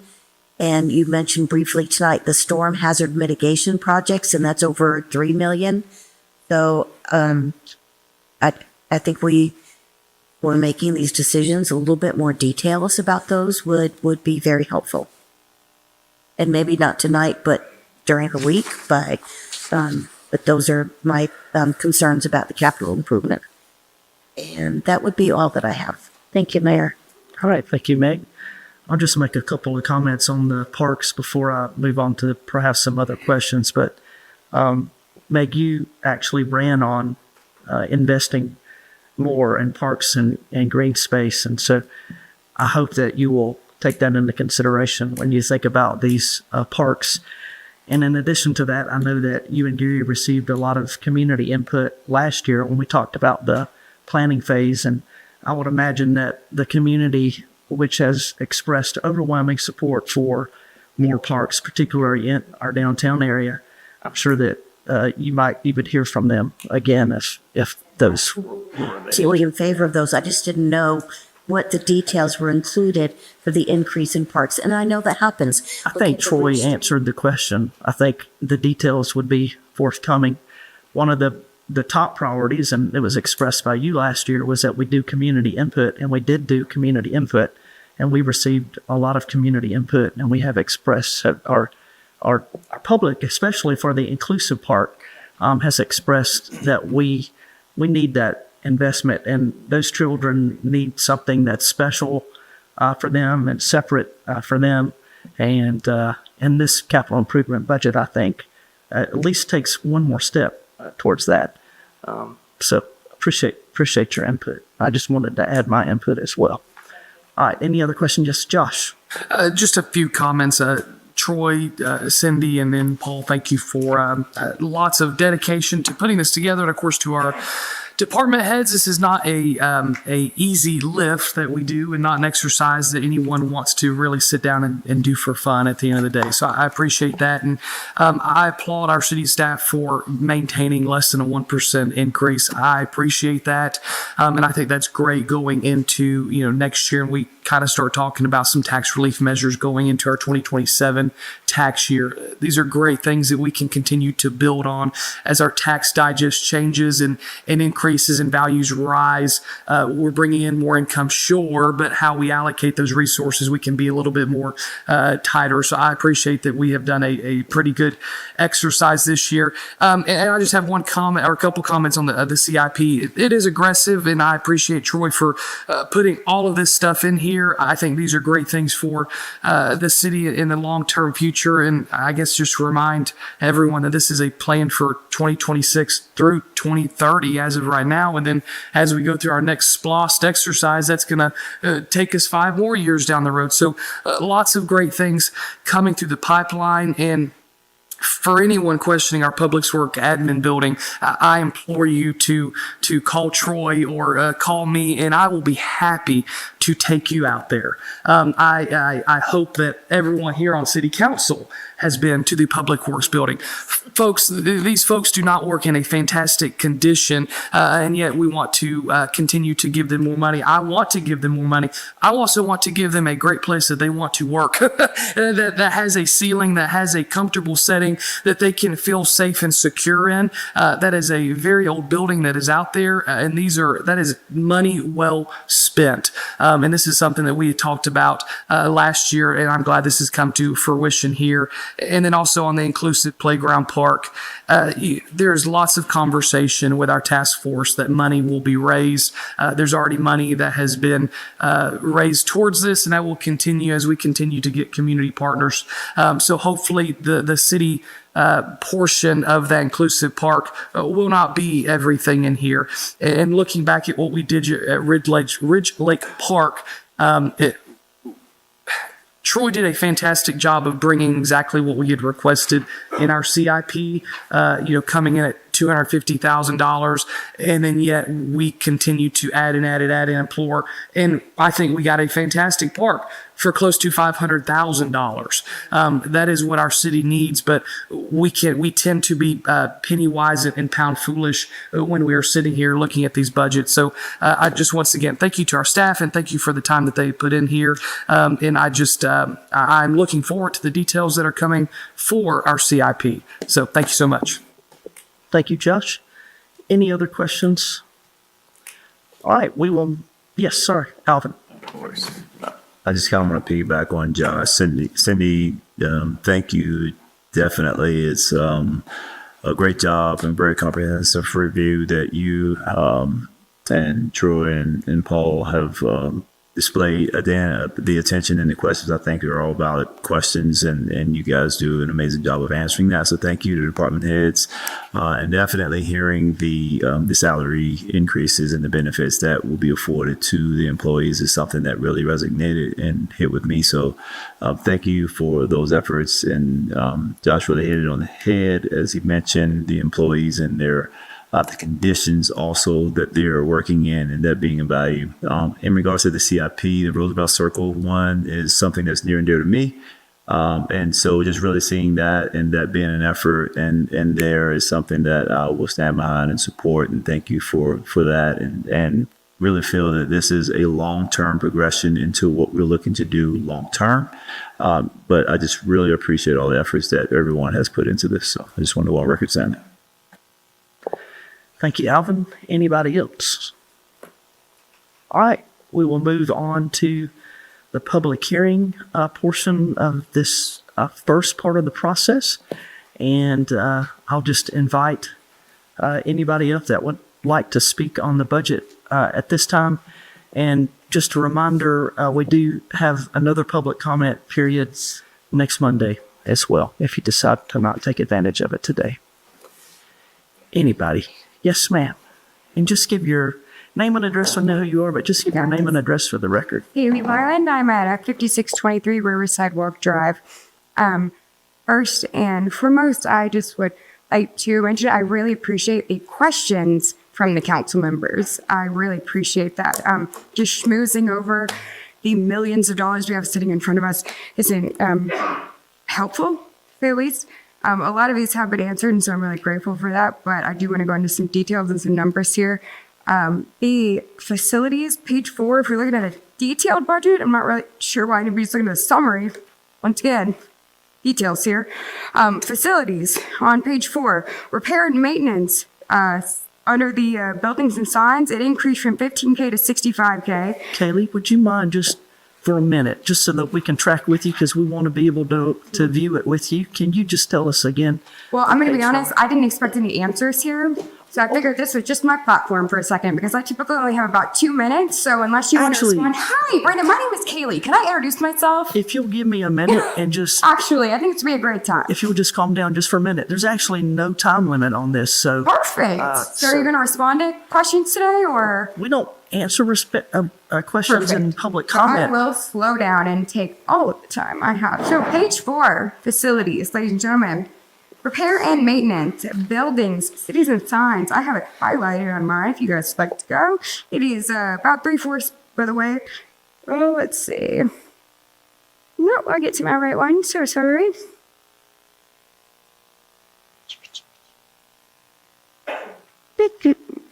Oh, sorry, I was on mute. Revenues portion. Here we go.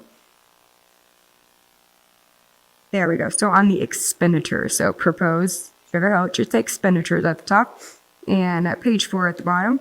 So we're under Fund 100 for facilities, and you'll see halfway through repair and maintenance, building, city signs. We had a budget last year of 15,000, and we have a proposed budget of 65,000. And then a little bit further through that budget, 3 lines from the bottom, it's going to show building upgrades, 0, and proposed for this year is 156,000.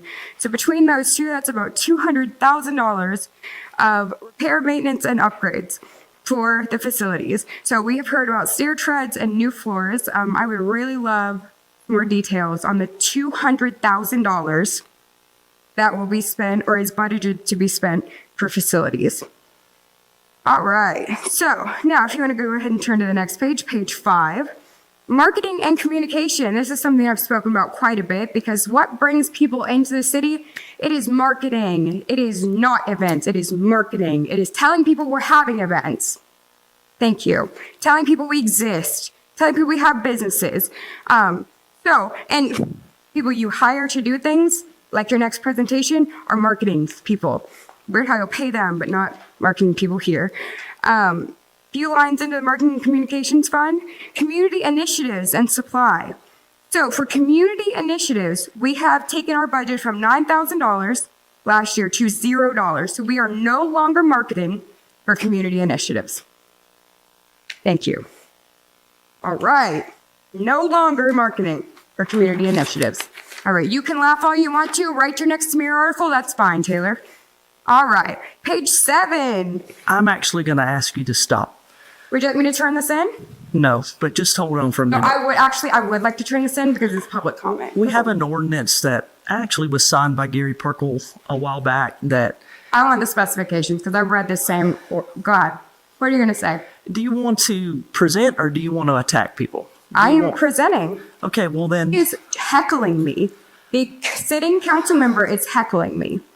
I haven't Would you like to roll back the tape, Brandon Henry? Because this is supposed to be my time. So are we asking questions, responding? Which one is it? Are you speaking to the budget? I am speaking to the budget. Then speak to the budget. Right now. Don't speak to individuals up here. Page Speak to the budget. Under recreation, regular employees increased from $820,000 to $989,000.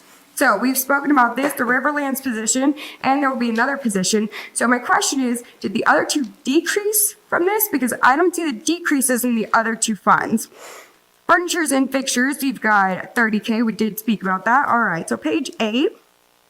We're going to move over to Fund 100, Recreation. Let's see. Oh, I'm so sorry. Let's see. Page 9. One more page. Cultural resources. So here, I'm going to give some exciting news. I really am excited about this. I really love that we did increase the budget for Broad Street Band. I think that's wonderful. I love the Eagle Theater. I love what we've done there. I did have a question, though, about the Players Guild. We've got $12,000 budgeted for the Players Guild, both last year and this year, but they haven't spent any of it. So I wasn't sure if they knew that that budget existed to them, or if they were able to provide any additional support to other organizations that we had in the community, like On the Stage Children's Theater, since we have only spent $31,000 out of our $73,000 budget.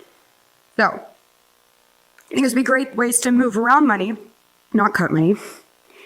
All right, so then we're going to move on to page 10, which would be the Bowl Plaza event, and the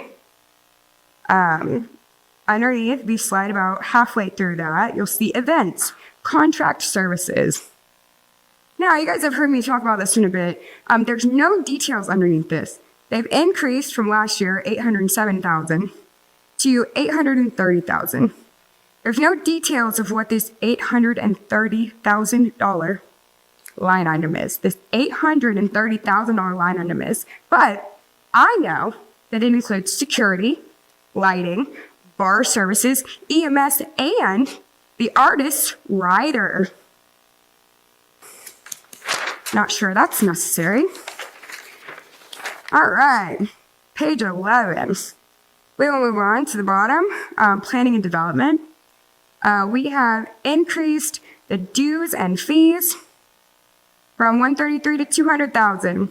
We didn't spend the 133,000 in 2025, so I don't know why there would need to be such a big increase to 200,000 when we only spent 95,000 this year.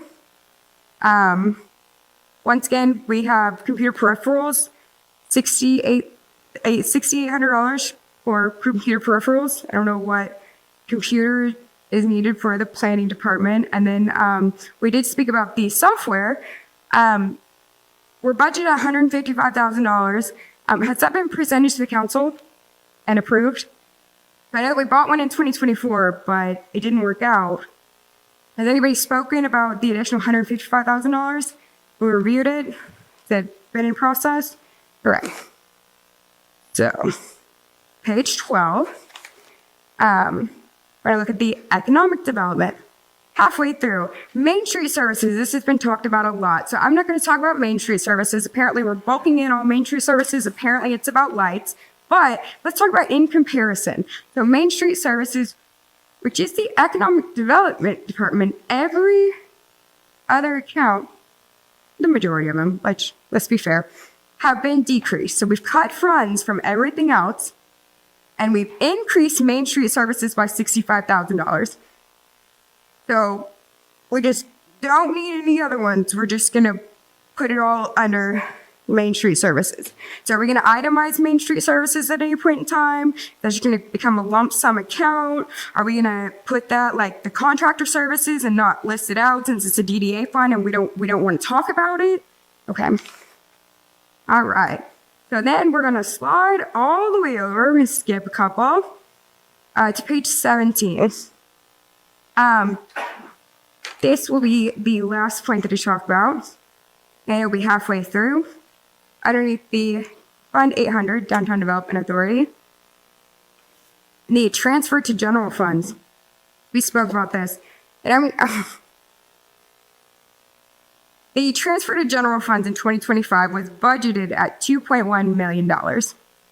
We did not transfer anything to the general fund, which means as a DDA, we did not have the funds to transfer. You can argue that point as much as you want to. It is what it is. So in 2026, we put a big goose egg. We said, you know what, we're not even going to budget anything to transfer because we didn't have the funds to transfer this year. We're going to go ahead and bank on the fact that we're not making enough money in the DDA anyway and remove the line item. So we're just going to go ahead and accept it's a loss. To address Councilmember Purgle's point, GO code 801-7560-61202 and 801-7570-61202 will answer what you're looking for. We understand revenues and expenses. Fund accounting or not, there's no need to hide revenue loss amongst account transfers. So I can understand why you wouldn't want an accountant on council that's willing to ask the hard questions. But that doesn't mean that it wouldn't have been helpful. Thank you. Appreciate your input. Anybody else wish to comment on the budget this evening? All right, I see nobody, so we will close that. And unfortunately, we have a few more items to get through, but we'll try to go as quickly as possible.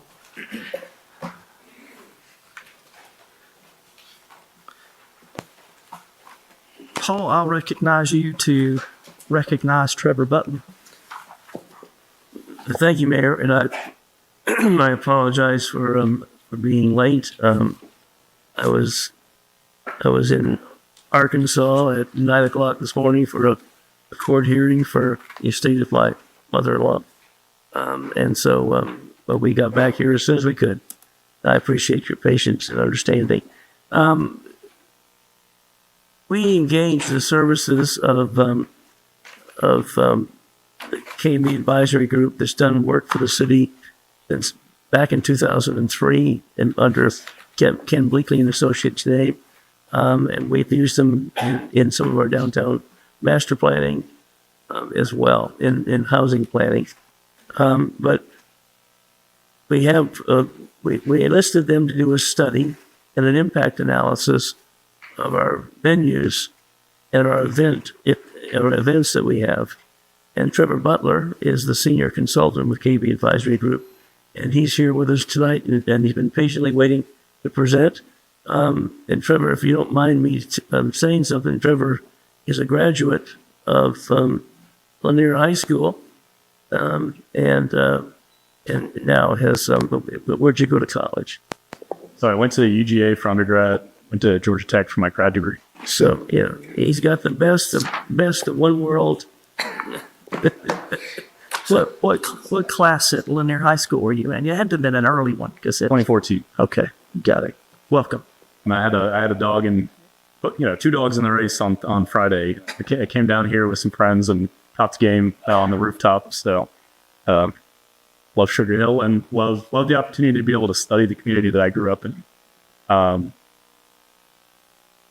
don't know if Paul has shared with you all the full version of this report at this point. Wonderful. So this evening, we're just going to hit on kind of some of the top line stuff. This is more of a summary version for presentational purposes. So as Paul said, I'm with KB Advisory Group, and we've done a number of different projects with Sugar Hill over the years. 2 of which I've had the pleasure of working on over my tenure at KB over the past 3 years, which was the housing study, which was back in, you guys are planning for the 2039. I think that was 2021. And then also we did a market study for the Sugar Hill Riverlands last year. Jeff wanted me to pass on that he wishes he could be here this evening, but it's a busy season for us. He's out in Cedartown, Georgia, helping them with passing their TAT. And so I don't know if you guys can see the screen, but we actually, me and my friend group, we took prom photos down at the bowl back in 2013. So I mean, the chance to dig into this was really pretty exciting. And really, when we go across the state of Georgia, we're always hearing people, talk about the bowl. People are always talking about what has happened here, and it's been really interesting and exciting to have that experience of working across the state and having my hometown recognized like that. So for the sake of this study, we were looking at basically a half-mile radius to sort of assess the induced economic and fiscal effects of the venues and the events that happen there. And this is just to kind of concentrate the area of study. It's also a pretty good walkshed, especially with the new apartments that are there, with all of the amenities that you've created downtown. So this is sort of the universe that we're looking at. And we're looking from 2021 to 2025, which is based on data availability that was shared with us from the city, as well as from other data sources. But before we dug into sort of these induced impacts, we were taking a look at the baseline, which is the operational budgets of the venues. And what we saw is that between 2021 and 2025, and again, this 2025 number is actually a projection. We were brought on a little bit ahead of y'all's budgeting process for this year. So these are estimates on our end for the net revenue. But as you can see, over the past 5 years, the venues have consistently turned a profit on an operational basis, except for 2021, which, as we know, had the pandemic funkiness where, people were not showing up to go to large events and whatnot. And so that the average sort of revenue of these facilities on an annual basis around $500,000.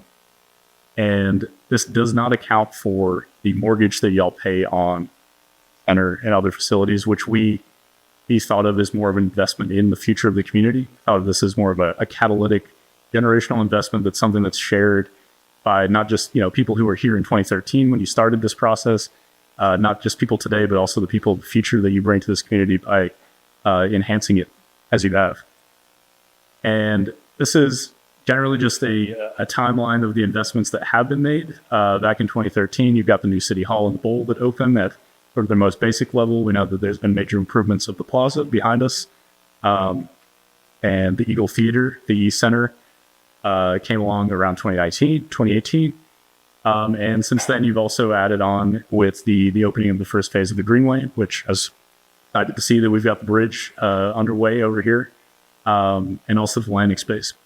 And so looking at just the commercial real estate trends that have occurred over the same time period, I remember I went to Boy Scouts in Sugar Hill Church over there. So, my dad would drive me through here.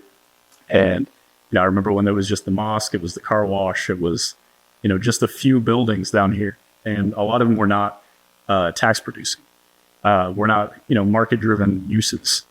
And so since 2010, I mean, this graph right here is looking at the 2025 inventory of your retail and your multifamily. 2010, you had 65% of the retail that you have today. You've added, 45%. Most of that came with the addition of the e-center retail, but you guys are continuing to add on to that.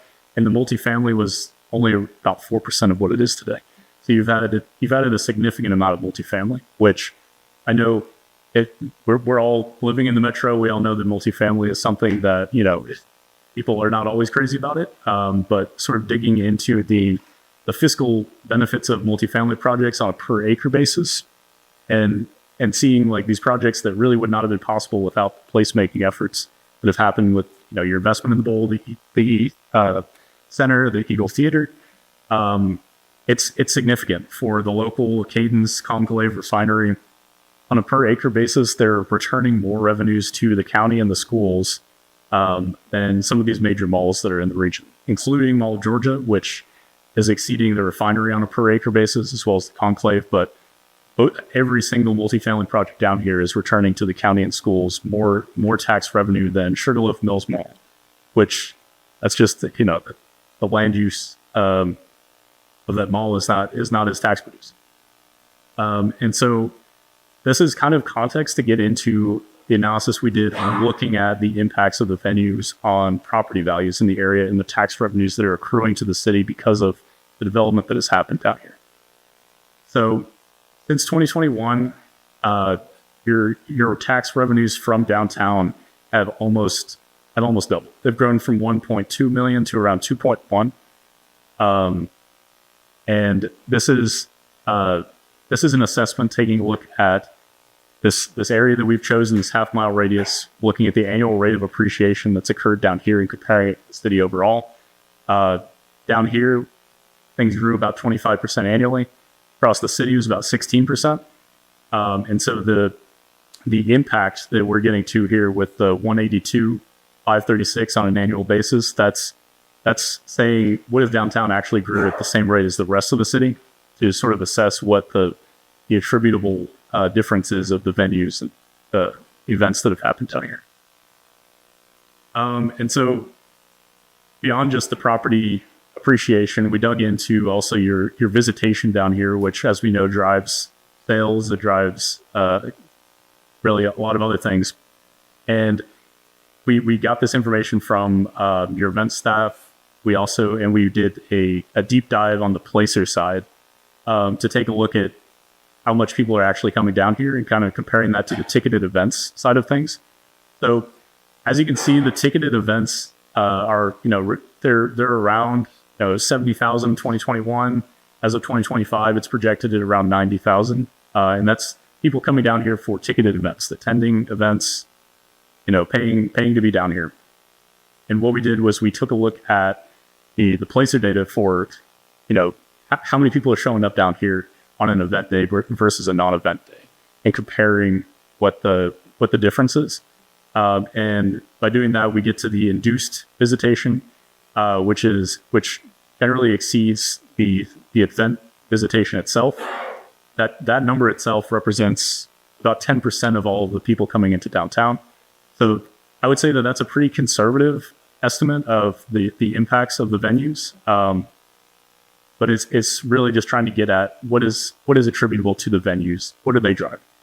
And so we use that 10% to, in concert with the information that we had on your occupational, your excise taxes, your sales tax distributions, to sort of back into how many sales are happening down here from 2021 to 2025, and see a significant increase from around 48.3 million up to about 65 million. And this has also impacted positively your public revenues flowing from sales-driven tax collections.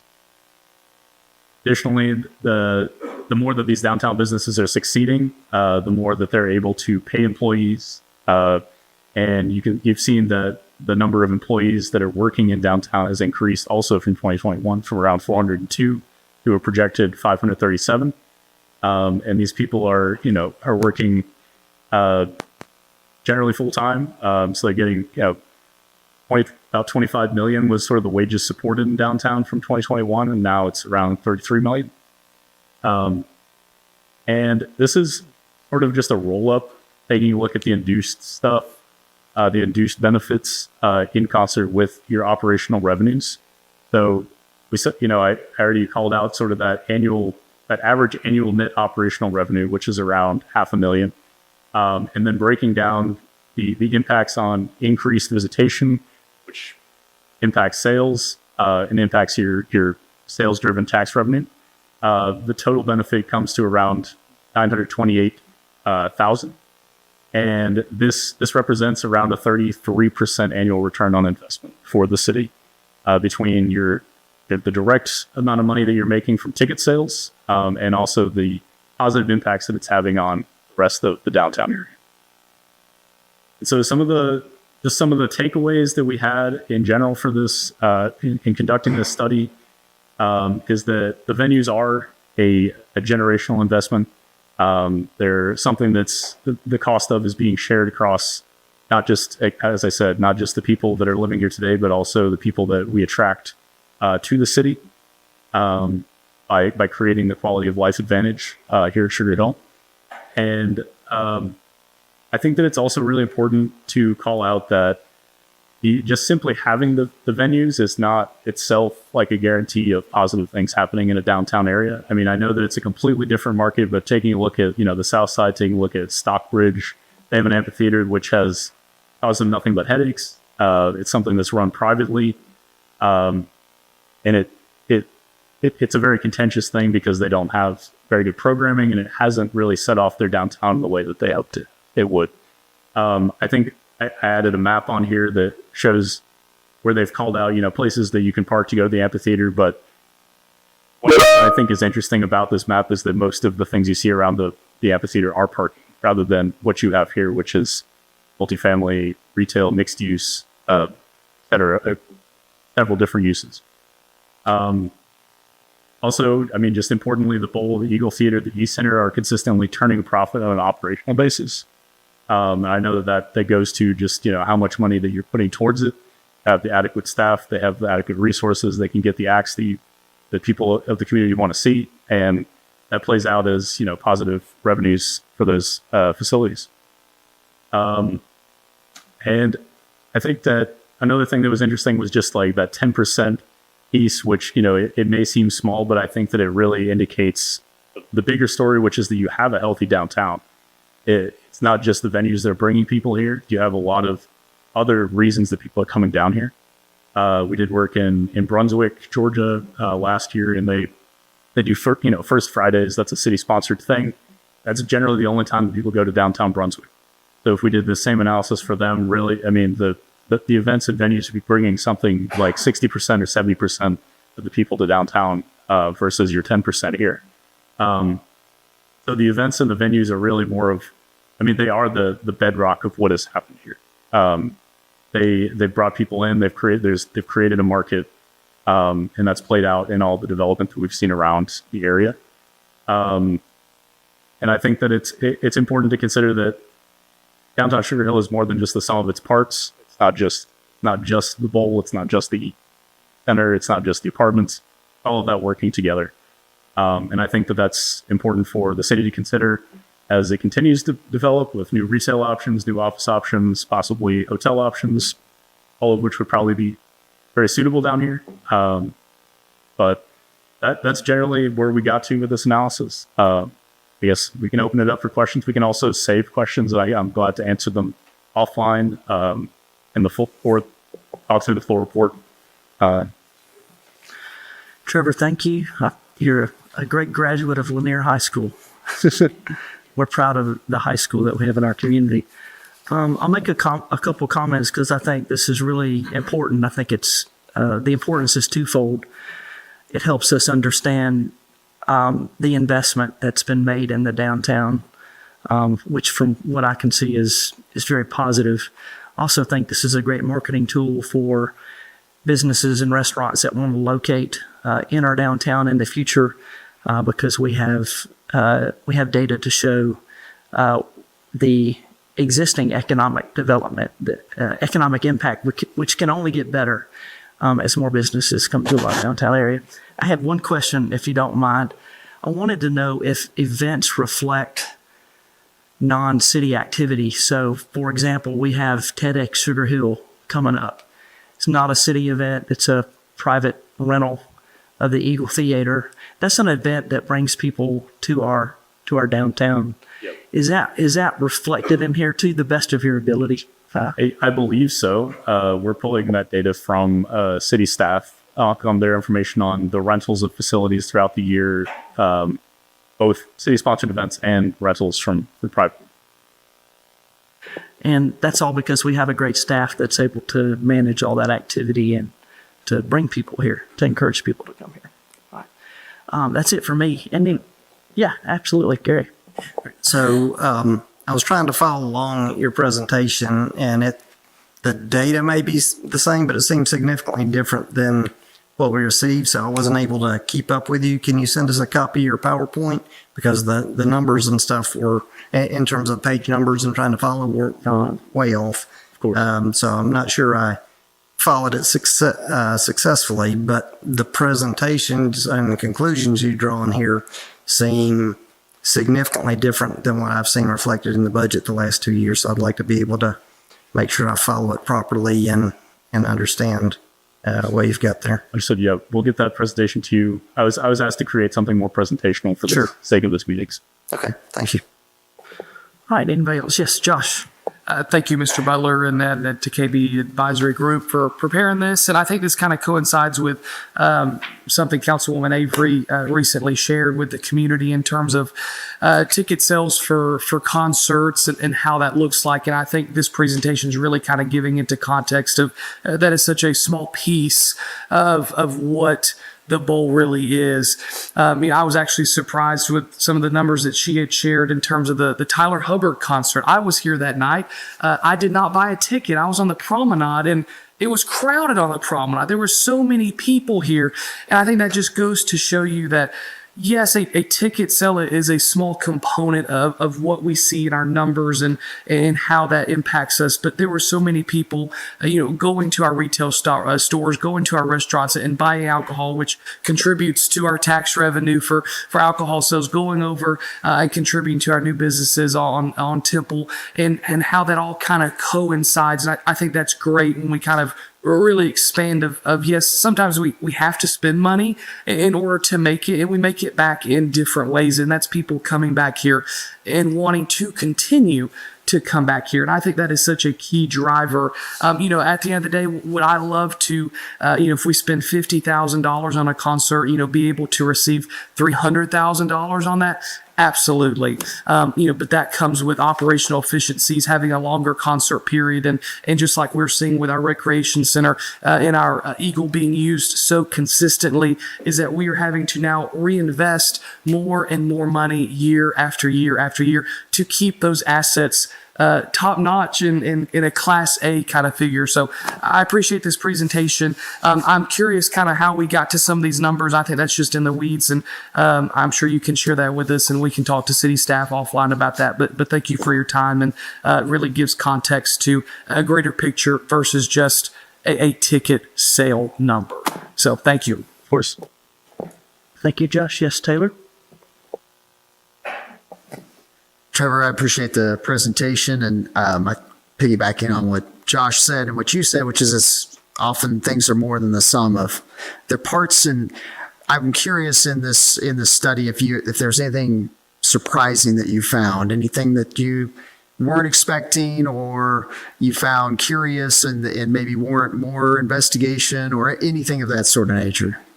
Yeah, I was sharing with Paul. I think that the future exploration that I would be interested in is really like getting the full history of sort of, how the downtown has developed I wish I had access to more historic parcel data to sort of document that transformation since 2013. Well, the good news is I can give that to you. Okay. So I would be very interested in that. But yeah, I think that was kind of the main sort of question that I had still. And I think that it was just really interesting. Troy and Jacqueline sat with me one day here in City Hall. We talked to a lot of the retailers in downtown, and just hearing from them about, what they perceive to be kind of the strengths of downtown. The rooftop is really like its own thing is kind of what it felt like. Just talking with them. I didn't realize that they have live music like every night that they're open. So, I mean, that's really exciting and interesting. And the one thing I talked to your boutique owner down here, and she was saying that she was really, she was kind of hot to have another retailer like her down here. Just to kind of have that agglomeration effect of, people, they go shopping, they don't want to just go to one store, they want to go. I think that was. Yep. All right. Anybody else got a question or comment? Yes, Meg. Yes, thank you. It's very comprehensive, lots of information. I also agree that I would like to have the PowerPoint presentation because I was trying to follow up as well. And I noticed here that we're looking at page 13 that says the Bowl, the Eagle Theater, and the East Center have consistently turned a profit on an operational basis. And I was just wondering, does that include all of the cost of operating the Bowl? For example, the staff, the public safety, the maintenance, the utilities, insurance. Is it the whole picture of all of that? As we understand it in our analysis, yes. Okay. And also, I was wondering, were there any line items from the city's general ledger that were provided to KB so that helped you perform this study? We were mainly moving off of just the budgets that have been posted over the years. And we got some kind of additional color, from staff, but we didn't break down, the operational side of things too much. We were really looking at kind of the top line numbers. Right. And I noticed that you mentioned too, as I saw on the page 13 that I have, that you did say that, about the 10%, that this accounts for roughly 10% of all visitation during any given year between 21 and 25. And I realize we have a very active downtown. We have a lot going on. I'm interested in knowing more about how all of this data was gathered. For example, the primary source of the documents that were used to come up with the numbers and the revenue versus the cost for each event. So in the full version of the report, we have sources noted. We also have, I believe, 2 or 3 pages that dig into the methodology of how we arrived at all this. So it could be a question that's answered by the full report. We'll have to have an additional conversation. That's fine. All right. Anybody else? Questions of Trevor? Trevor, thank you. Thank y'all. Yes, sir. All right. Paul, what else you got under city manager updates?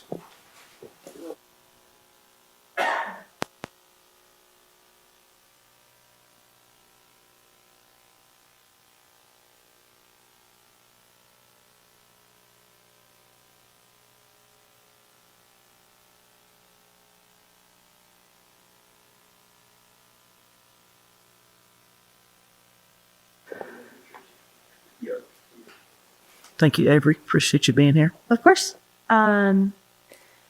This past holiday weekend, we did have John Barry, the Broad Street Concert Band's Toys for Tots, and the Broad Street Jazz Band's Joe Grandstand Home for the Holidays concert. There were over 500 toys donated at the Toys for Tots event. We have some upcoming events tomorrow. The Gwinnett Chamber After Hours event has been moved from the landing to inside the Eagle Theater due to the weather. Cold. Nobody wants to really be out. RDO's Academies is renting the space for their winter concert. They'll have a rehearsal and then a performance the following Thursday. The Children's Theater comes into the space shortly after that to rehearse and perform Frozen Kids.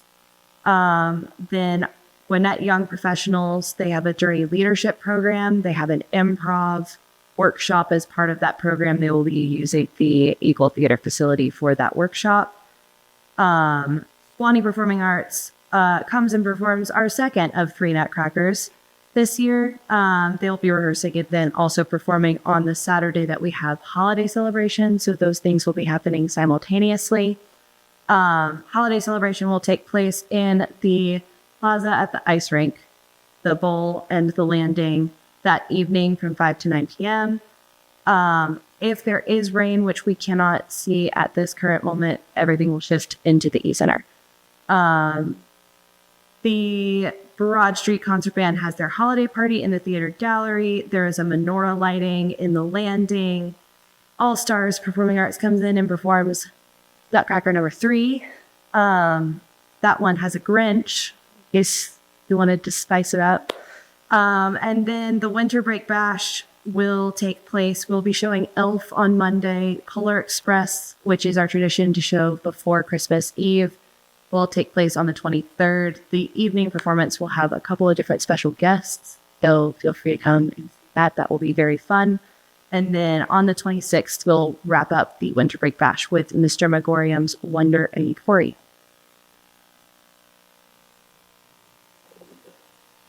Thank you, Avery. Also,